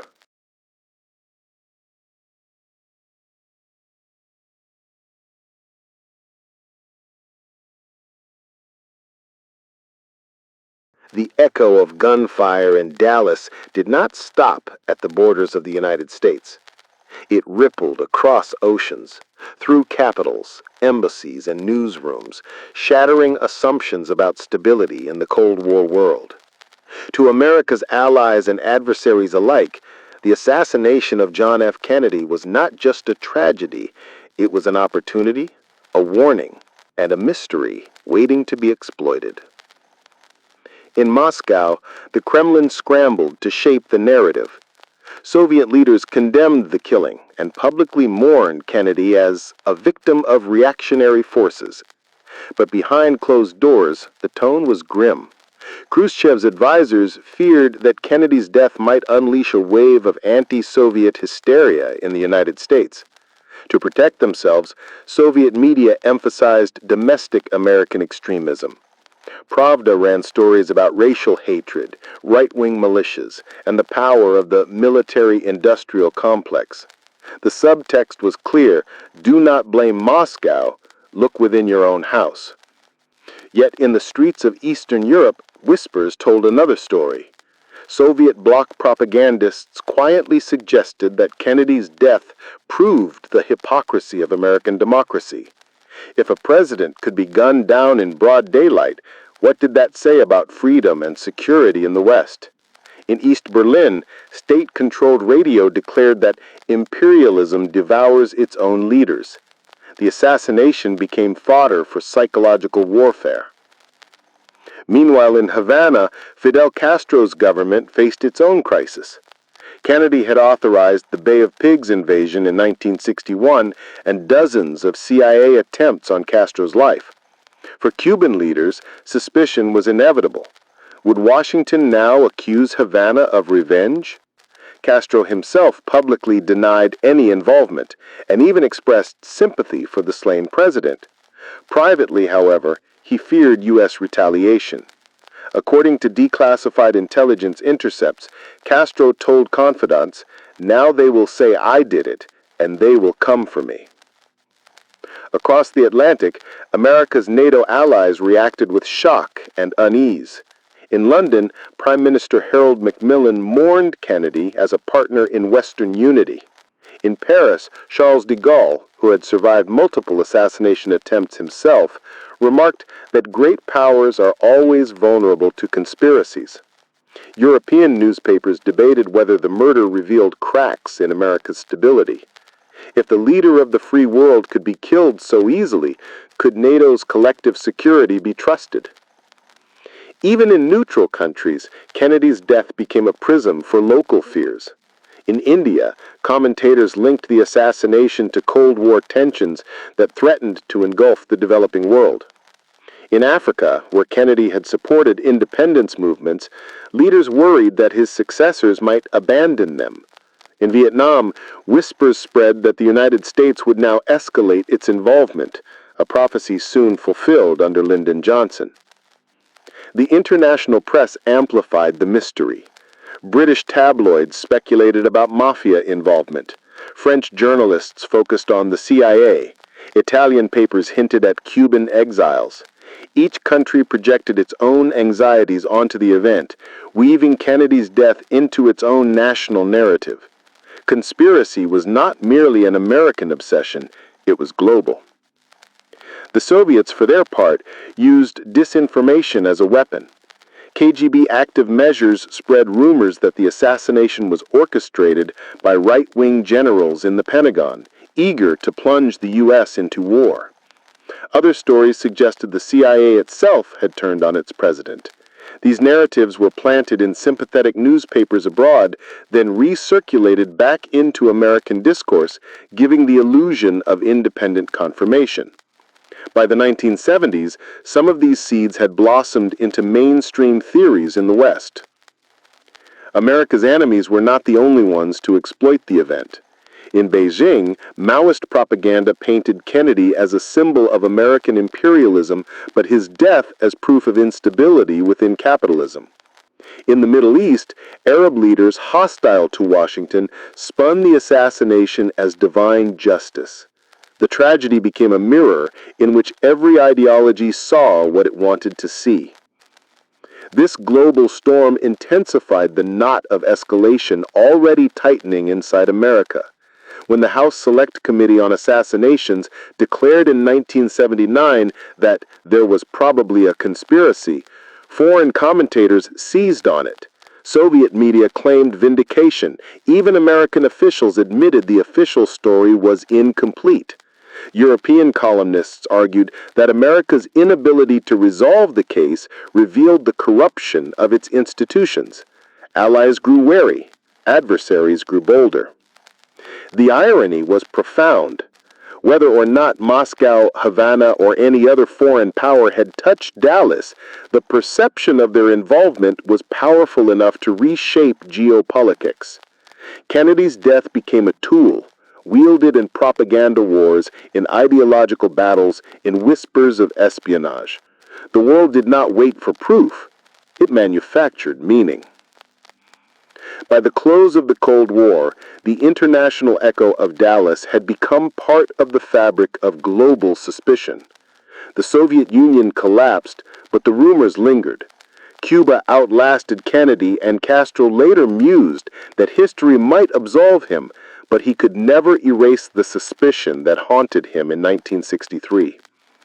In Europe, Kennedy's assassination remained shorthand for America's vulnerability. And across the globe, from classrooms to coffee houses, the question still hung in the air. Who really killed John F. Kennedy? Thus, the knot of escalation was not only American, it was international, a tangle of fear, propaganda, and projection. Kennedy's death was more than the loss of a leader. It was the birth of a myth too large to contain, one that every nation bent to its own purposes. And in that sense, the conspiracy never ended. It spread.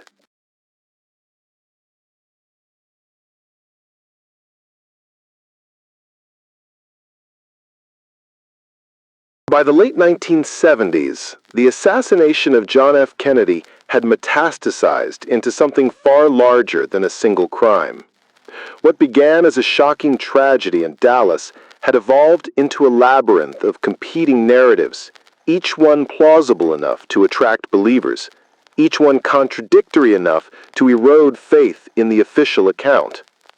The knot of escalation, tightened for years by suspicion, now burst into a full explosion of theories. The lone gunman explanation, the Warren Commission's carefully polished narrative, was crumbling. The House Select Committee on Assassination's conclusion that there was probably a conspiracy opened the floodgates. If there had been more than one shooter, who were the others? And if Oswald had not acted alone, who had guided his hand? For many Americans, the CIA was the prime suspect. The revelations of the Church Committee had already exposed the agency's willingness to overthrow governments and assassinate foreign leaders. It was not difficult to imagine that same machinery turning inward, silencing a president who had threatened to splinter the agency into 1,000 pieces. Books like Coup d'etat in America argued that Langley orchestrated Dallas to protect its autonomy and to ensure escalation in Vietnam. Former agents turned whistleblowers hinted darkly about secrets buried deep in classified vaults. Others looked to the mafia. Kennedy and his brother Robert had declared war on organized crime, prosecuting mob bosses with unprecedented zeal. At the same time, the Mafia had once been courted by the CIA for plots against Castro. Did mobsters, feeling betrayed, conspire with intelligence operatives to remove the president? Jack Ruby's murder of Oswald, live on national television, seemed to many like a Mafia silencing of a loose end. Cuba itself remained a constant suspect. Anti-Castro exiles, furious at Kennedy's failure during the Bay of Pigs and his later refusal to back new invasions, had motive enough. The CIA had trained them, armed them, used them, and then, in their eyes, abandoned them. To imagine a group of embittered exiles arranging vengeance in Dallas did not require a leap of faith. Others suspected Castro's own government, a reversal of fate, killing the man who had tried to kill him. Castro denied it vehemently, but suspicion lingered. And always, the Soviet Union hovered in the background. Oswald's years in Minsk, his Russian wife, his embassy visits, none of these could be erased. The shadow files released in the 1990s only sharpened the suspicion. For those inclined to see Moscow's hand, the pieces fit neatly. Department 13, Oswald as a pawn, deniability built into every step. But the explosion of theories did not stop there. Some believed Kennedy had been killed by right-wing extremists within the U.S. military who opposed his moves toward détente. Others pointed to the military-industrial complex that President Eisenhower had warned against, arms manufacturers who feared Kennedy's push for peace would cost them billions. Still others claimed Johnson himself, eager for power, had orchestrated the plot with Texas oilmen. The sheer diversity of suspects ensured no single narrative could ever dominate again. The effect on American society was profound. Poll after poll showed that a majority of citizens no longer believed the government's account. Trust in institutions eroded, not only about Dallas, but about everything. If they could lie about Dallas, what else could they lie about? Vietnam, Watergate, Iran-Contra, all were filtered through the lens of assassination suspicion. Dallas became the original sin of modern American cynicism. Abroad, the explosion of theories spread like wildfire. European intellectuals debated whether America was collapsing under its own contradictions. Soviet propagandists gleefully highlighted the chaos, insisting that the U.S. could not even agree on who killed its leader. In Latin America and Africa, Kennedy's death was cast as evidence of imperial rot, proof that American democracy was an illusion. And as the decades rolled on, the theories only multiplied. The Zapruder film, released to the public in the 1970s, became a touchstone. Frame by frame, amateur analysts dissected the president's fatal headshot, arguing over angles and trajectories. The grassy knoll became shorthand for doubt, a symbol of unseen shooters and hidden truths. Every blurry photograph, every ambiguous testimony, every missing document added fuel. The twist was not simply that there were multiple theories. It was that they all coexisted, feeding off one another. Each one undermined the lone gunman narrative. Each one kept the wound open. The truth became less important than the certainty that the official story was false. By the 1980s, Kennedy's assassination was no longer just a historical event. It was a cultural myth, a prism through which Americans viewed their government, their history, and themselves. And the explosion of theories ensured that the mystery of November 22, 1963 would never fade. It would only grow.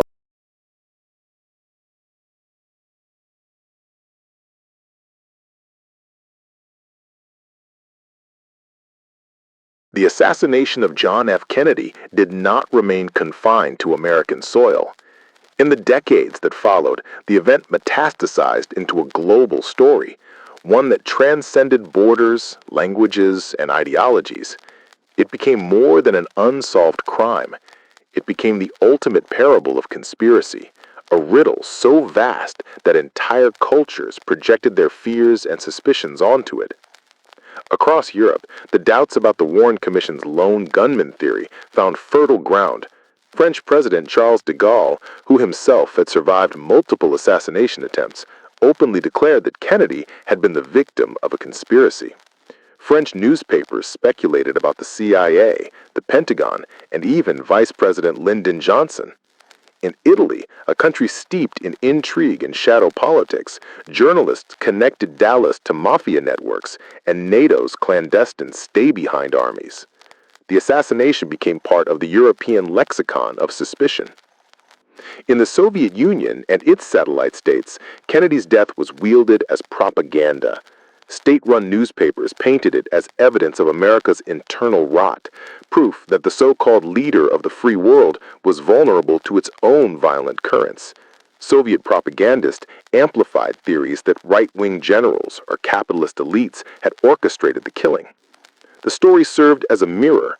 America accused Moscow of plotting the crime, while Moscow accused America of devouring itself.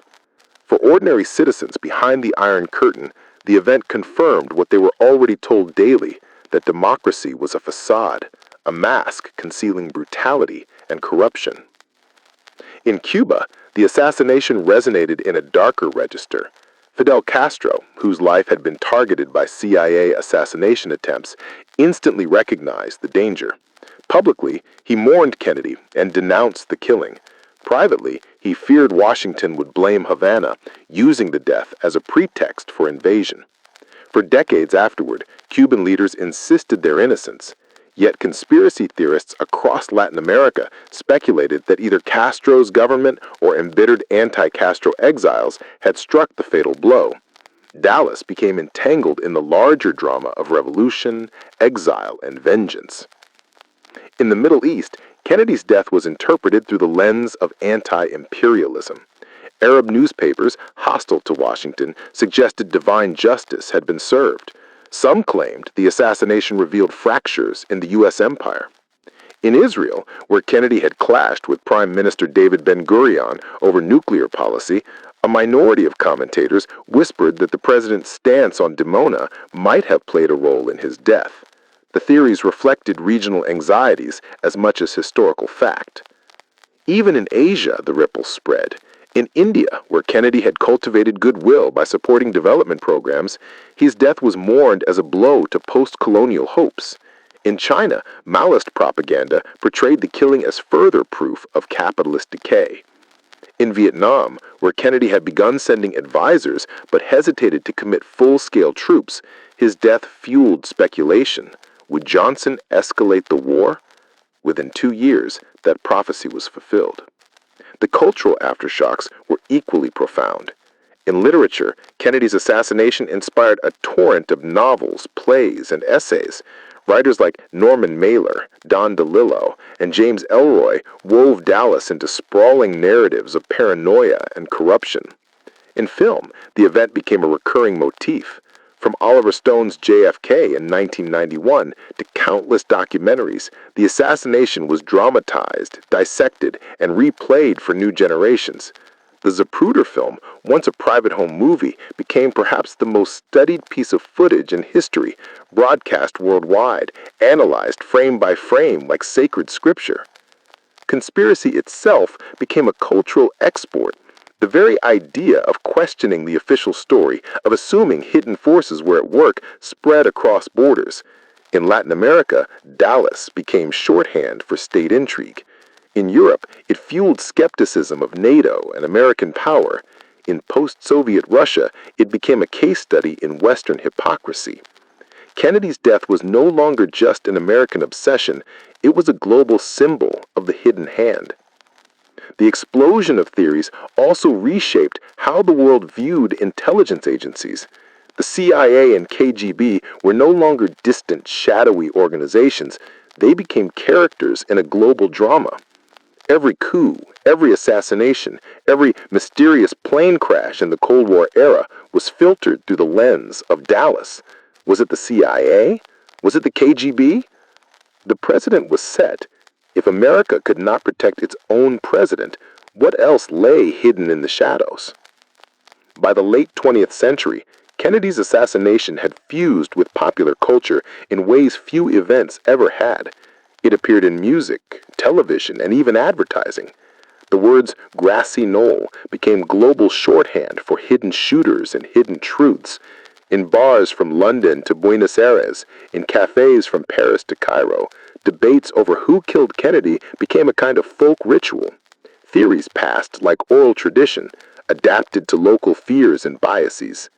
This globalization of conspiracy had profound consequences. In undermining the official U.S. account, it weakened the credibility of American leadership abroad. Allies wondered how much Washington itself believed. Adversaries weaponized the doubt, pointing to it whenever America preached about transparency or democracy. The assassination had become not only an open wound for the United States, but a global parable of distrust. And in the end, perhaps that was the true twist. Kennedy's death meant to silence one man, instead amplified suspicion across the planet. It blurred the line between fact and fiction, history and myth. It created a world where the official story was never enough, where every event invited deeper, darker interpretations. The explosion of theories had escaped America's borders. It had become global, and once unleashed, it could never be contained again.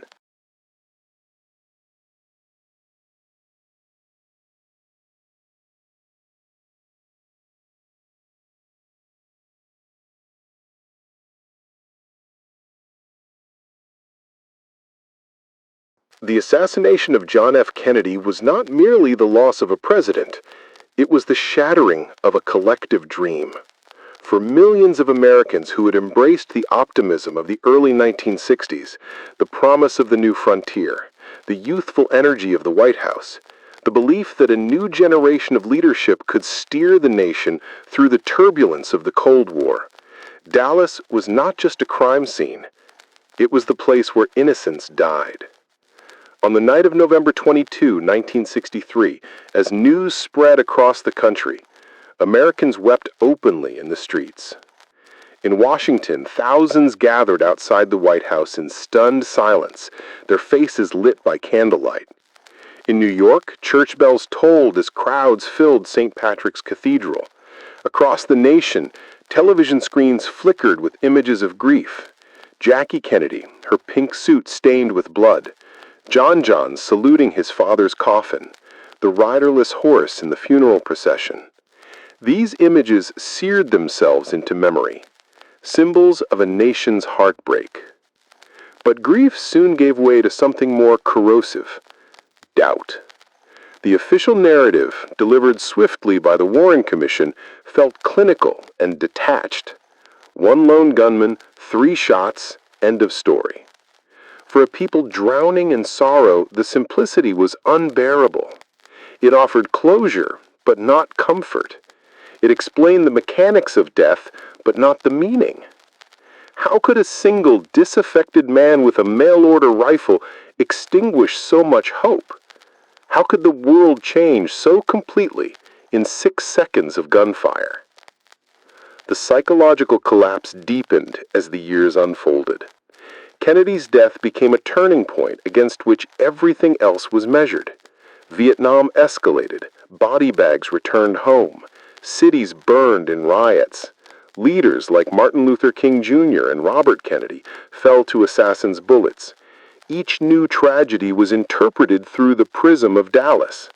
For many, it felt as though the nation had entered a spiral of violence from which it could not escape. Polls captured the emotional rupture.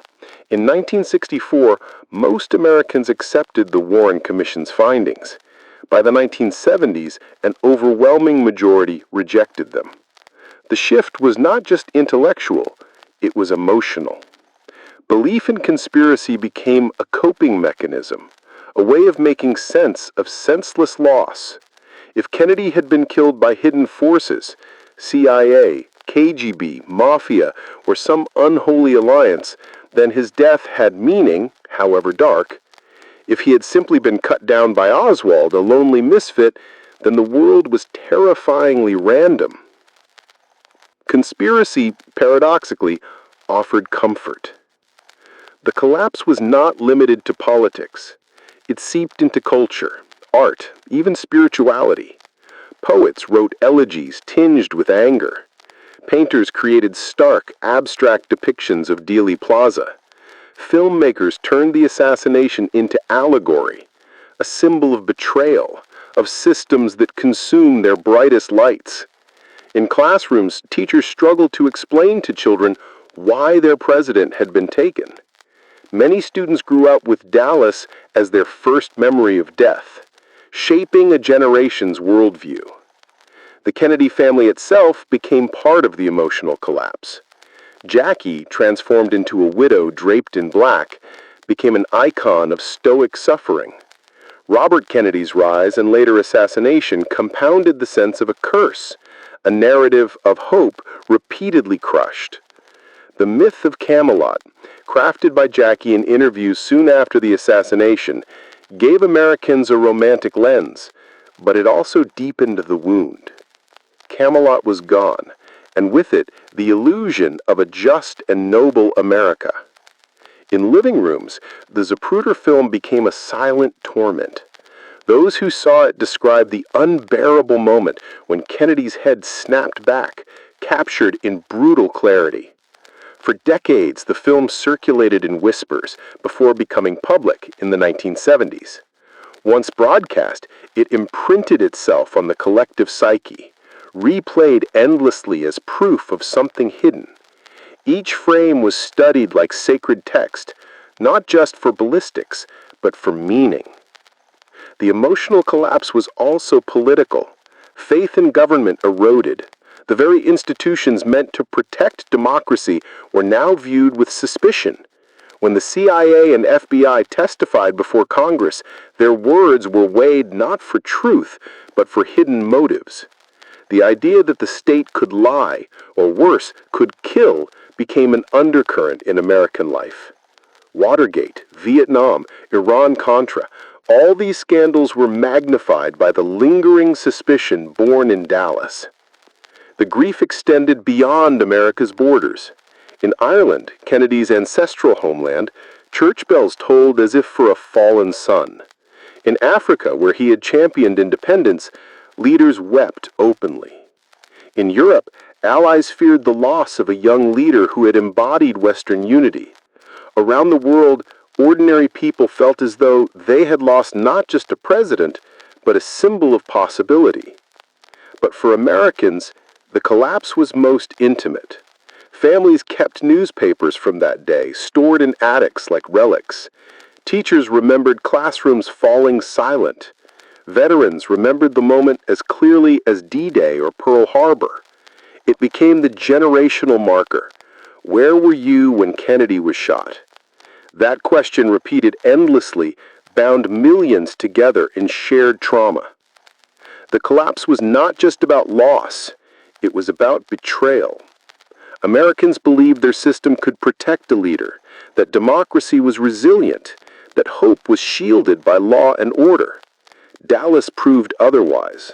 If a president could be struck down so easily, what protection did ordinary citizens have? If the government could not tell the truth about it, what trust could remain? And so Kennedy's assassination became more than history. It became myth, dark, unresolved, and endlessly replayed.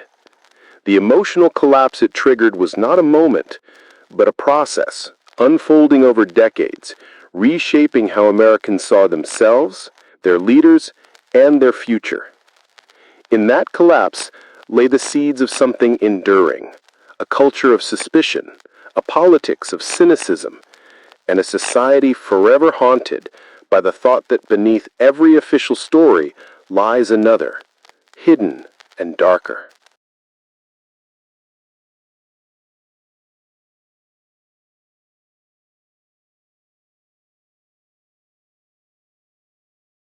The assassination of John F. Kennedy was not simply an American tragedy. It reverberated across continents, reshaping the psychology of nations and individuals who had invested hope in the young president. From Dublin to Delhi, from Cape Town to Cairo, the world had seen Kennedy not only as a cold warrior, but as a symbol of possibility. His sudden, brutal death felt like the extinguishing of a candle that had cast light far beyond Washington. In Ireland, Kennedy's ancestral homeland, the grief was almost familial. Only months before his death, he had visited Dublin, hailed by crowds as a returning son. Villagers who had cheered his motorcade now stood in stunned silence before radios announcing his murder. In churches across the country, priests compared his death to the fall of a beloved brother. For many Irish families, Kennedy's success had embodied the promise that immigrants could triumph in America. Dallas shattered that dream. In Africa, where Kennedy had supported independence movements, leaders reacted with visible anguish. Ghana's Kwame Nkrumah declared that Africa had lost a friend. In South Africa, where apartheid still ruled, black communities mourned a leader they believed sympathetic to their cause. To them, Kennedy had represented a new kind of Western statesman, young, charismatic, open to change. His sudden death reinforced the fear that progress would always be met with violence. In Asia, the shock was no less profound. In India, Prime Minister Jawaharlal Nehru described Kennedy's death as a loss to all humanity. For nations navigating the precarious balance of the Cold War, Kennedy had symbolized stability, even hope for peace. His assassination suggested that chaos could strike anywhere, that even the mightiest nation was fragile. In Japan, newspapers ran black borders on front pages, mourning not only the man, but the stability his leadership had promised in a volatile era. Even in countries opposed to the United States, the reaction was layered with unease. In Cuba, Fidel Castro feared immediate retaliation, convinced Washington would accuse Havana. He reportedly told aides, "They will blame us. They will come for us." In the Soviet Union, Khrushchev's grief was mixed with terror that the world might think Moscow had ordered the murder. Publicly, they mourned Kennedy. Privately, they braced for war. Beyond politics, the emotional collapse played out in the personal lives of those who had touched the story directly. Marina Oswald, the young Russian widow left behind in Texas, lived under an unbearable spotlight. Hounded by the press, distrusted by neighbors, she struggled to reconcile her private grief with the public's demand for answers. To some Americans, she was a spy. To others, a victim. Her children grew up carrying a surname synonymous with infamy. In Dallas, ordinary citizens carried guilt. The city itself became synonymous with betrayal, a place where hope had died. Residents spoke of shame, as though their streets had conspired against the nation. Decades later, some still flinched when asked where they were from. Globally, Kennedy's death altered how people viewed power. If the leader of the free world could be gunned down in broad daylight, under the gaze of cameras and cheering crowds, then no leader was safe. Heads of state increased their security. Motorcades were redesigned. Public appearances became more controlled. Kennedy's death had made vulnerability universal. The collapse was also cultural. In literature, Kennedy's assassination inspired works around the world. French intellectuals saw in Dallas the confirmation of their theories about America's hidden violence. Latin American writers folded Kennedy's death into narratives of imperialism and decay. In cinema, European directors used the imagery of Dealey Plaza to symbolize the fragility of modern life. The event became a metaphor adapted across borders to articulate local anxieties. At a personal level, the trauma shaped lives in ways small and large. Teachers in Nairobi remembered classrooms falling silent. Shopkeepers in Rome recalled closing stores as news came through radios.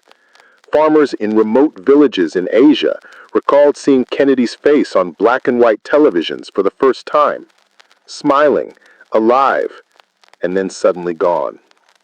For millions who had never set foot in America, the event became a reference point, the moment they realized history could turn on a single bullet. The cultural aftershocks endured for decades. Songs, poems, and plays emerged in dozens of languages. The image of Kennedy, eternally youthful, became part of global iconography. To many, he was remembered not for policies or speeches, but for the promise cut short. That promise haunted not just Americans, but people everywhere who had glimpsed, however briefly, a different future. The assassination also seeded a global culture of suspicion. Conspiracy theories about Dallas spread worldwide, adapted to local contexts. In France, commentators suggested NATO plots. In Latin America, whispers linked Kennedy's death to corporate interests and Cold War intrigues. In the Middle East, some speculated it was divine justice. The result was the same: an erosion of trust, a belief that behind every official narrative lurked a darker truth. This emotional collapse was as much about myth as about fact. Kennedy became less a man than a symbol of lost innocence, of betrayal, of the fragility of democracy. His death was replayed endlessly in classrooms, in films, in political debates. Each replay reopened the wound, ensuring it never fully healed. For individuals, the collapse was deeply intimate. Parents told children where they were when Kennedy died, passing trauma down like family history. Survivors of other assassinations, Robert Kennedy, Martin Luther King, linked their grief back to Dallas, seeing it as the original fracture. Even those born decades later grew up under its shadow, inheriting a culture shaped by suspicion and sorrow. Globally, Kennedy's assassination remains one of the few events remembered collectively across nations. Like the moon landing or 9/11, it became a universal marker of time, a shared moment of shock. Yet unlike those events, Dallas offered no resolution. There was no triumph, no rebuilding, only an absence, a void that invited endless speculation. In that void, the world's emotional collapse found permanence. Dallas was not just a crime, it was a scar on the psyche of humanity. And like all deep scars, it continues to ache long after the wound was first inflicted.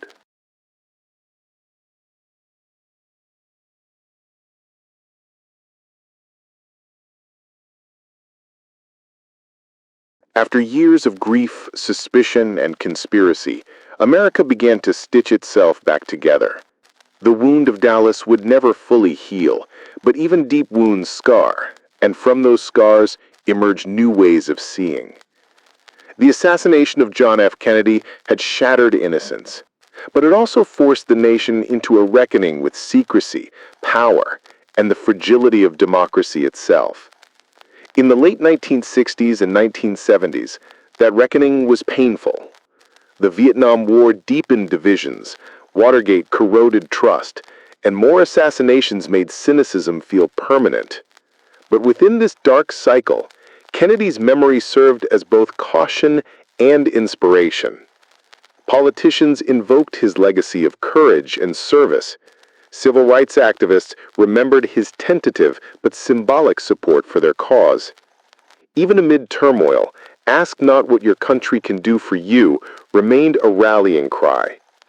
By the 1980s, a generation that had grown up in Kennedy's shadow began to reshape American politics. Leaders like Bill Clinton openly spoke of being inspired by Kennedy's call to public service. Across college campuses, students read his speeches, finding in them a language of possibility missing from the cynicism of post-Watergate Washington. Dallas had robbed the nation of a leader, but not of the idea that leadership could inspire. The cultural resurrection was equally powerful. Films, books, and art kept Kennedy alive in collective imagination. Oliver Stone's JFK reignited public debate, sparking Congress to pass the JFK Records Act. For the first time, citizens demanded full transparency, not just about Dallas, but about all government secrets. In this way, the assassination birthed a culture of accountability, where once Americans had accepted official narratives, they now demanded proof. Even the conspiracy culture, born from grief, contained a strange form of rebirth. It signaled that citizens no longer passively trusted their institutions. They questioned, investigated, and challenged.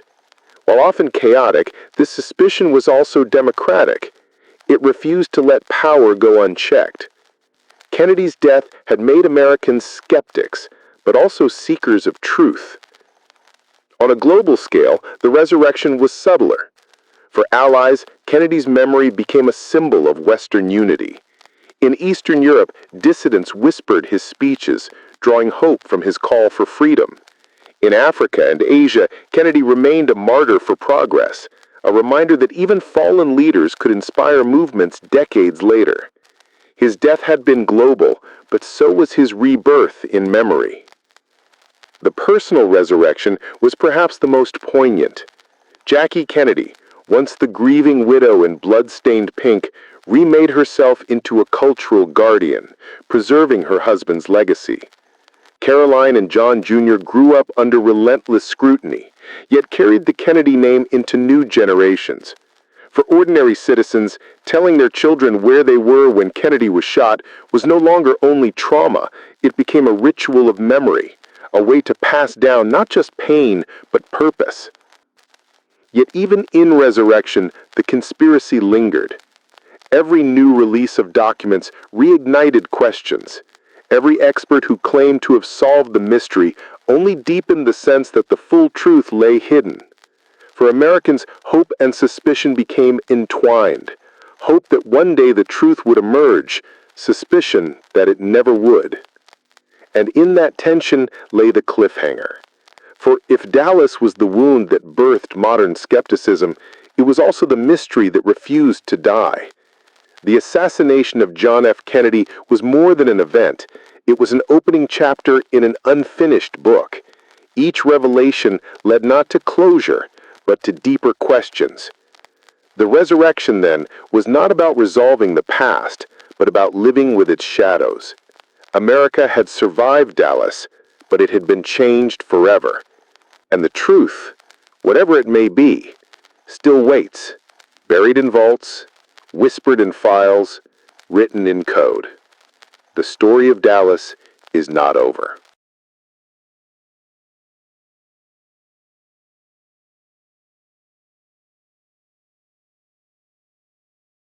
The story of John F. Kennedy's assassination did not end in America's borders. Long after the funeral drums had faded in Washington, the resonance of his death echoed across the globe, reshaping politics, culture, and memory. The shock of November 22, 1963 was not only an American trauma, it was a global reckoning with the fragility of leadership and the shadows of the Cold War. In Europe, Kennedy's image rose to mythic proportions. Streets in Paris, Berlin, and Dublin bore his name. Memorials sprouted across the continent, not just as tributes to a fallen leader, but as symbols of Western resilience. To allies, Kennedy's memory became a rallying point, a reminder that ideals could survive even when men did not. In Berlin, where he had declared, "Ich bin ein Berliner," his words continued to inspire those trapped behind the wall. For decades, East Germans whispered his speech as a quiet form of resistance. In the Soviet Union, Kennedy's ghost was more complicated. Officially, the Kremlin mourned him as a victim of American extremism. Privately, Soviet leaders wrestled with the legacy of the man who had humiliated them in Cuba, but also opened the door to détente. For dissidents, Kennedy became a symbol of the West's moral authority. Samizdat publications circulated his speeches, forbidden but treasured, as proof that another world was possible. The irony was sharp. A president slain in Dallas lived on as hope in Moscow's underground. In Africa and Asia, Kennedy's death carried still another resonance. To post-colonial nations struggling for independence, he had embodied a sympathetic ear in Washington. His assassination was interpreted as a warning. Even champions of progress could be silenced. Yet his image endured. In Ghana, in India, in countless villages where his Peace Corps volunteers had served, Kennedy remained alive in memory, the young American leader who cared about places far from his own shores. Cuba lived under the shadow of Dallas in a uniquely personal way. Fidel Castro, convinced in 1963 that he would be blamed, survived the immediate danger but carried the suspicion for decades. Every time Kennedy's assassination was debated, Havana's name returned to the conversation. For Castro, it was both a curse and a strange vindication, proof that Cuba, small as it was, could never be ignored in the theater of superpower politics. But perhaps the most enduring global echo was cultural. Dallas became the archetype of conspiracy worldwide. From Buenos Aires to Budapest, who killed Kennedy became shorthand for hidden plots and deep state secrets. The assassination inspired not only American novels and films, but global works of art, music, and philosophy. It was discussed in universities in France, in coffee houses in Cairo, in street markets in Mexico.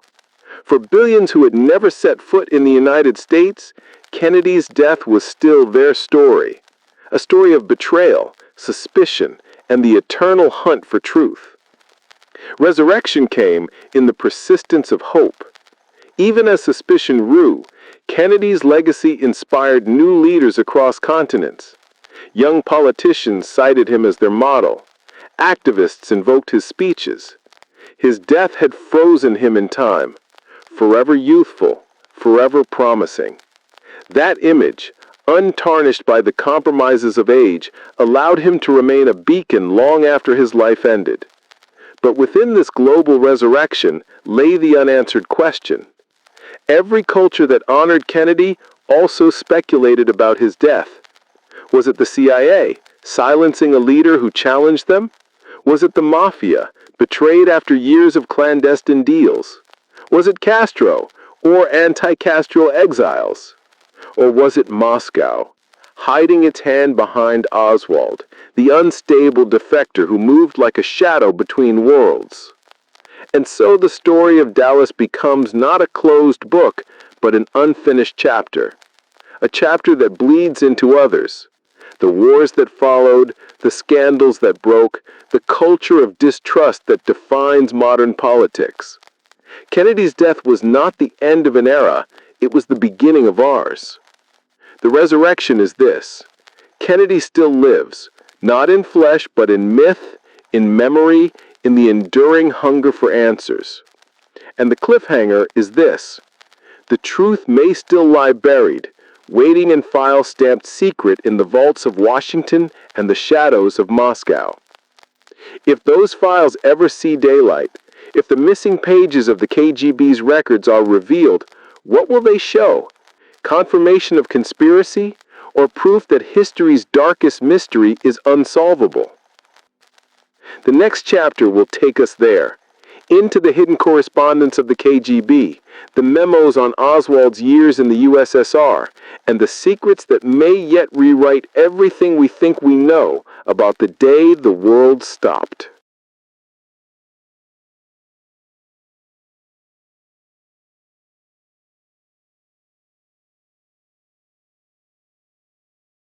The assassination of John F. Kennedy began as a moment of violence in Dallas, but it grew into something far greater, a riddle that has haunted the world for 6 decades. From the smoking gun in Dealey Plaza to the coded language buried deep in KGB archives, from the evasions of the CIA to the whispers of global propaganda, the story has never reached its final page. We have walked through the shadows of Oswald's years in Minsk, the ambiguous fragments of Operation Dragon, the suspicions of Langley, the denials of the Kremlin, and the cascade of theories that exploded across nations. Each perspective offers a piece of the puzzle, but never the whole. The result is a history written in fragments, shards of truth, shards of lies, shards of secrecy. What remains is not certainty, but legacy. Kennedy's death shattered innocence in America, created a culture of suspicion worldwide, and turned conspiracy itself into a permanent part of modern life. And yet, out of the grief, the myth of Kennedy was reborn, an eternal symbol of hope, youth, and possibility, frozen in time. But the cliffhanger is unavoidable, because even now the deepest questions remain unanswered. Did the KGB truly contemplate neutralizing Kennedy, using Oswald as a pawn? Did the CIA bury truths too dangerous for the public to know? Or has the greatest conspiracy of all been the illusion that a conspiracy existed? The truth, perhaps, still waits. Locked in vaults in Washington, buried in the sealed files of Moscow, hidden in memos, in redacted pages, in conversations recorded but never released. Until those secrets are revealed, Dallas remains what it has always been, not an ending, but a beginning, a story without resolution, a scar that refuses to heal. And in our next chapter, we step even deeper into the shadows, into the secret correspondence of the KGB itself, letters, memos, and surveillance reports on Oswald's years in the Soviet Union. Documents that may not only reshape what we know about Kennedy's death, but what we believe about the Cold War itself. Because history is never just what happened, it is also what was hidden. The files are still out there, and the story is not over.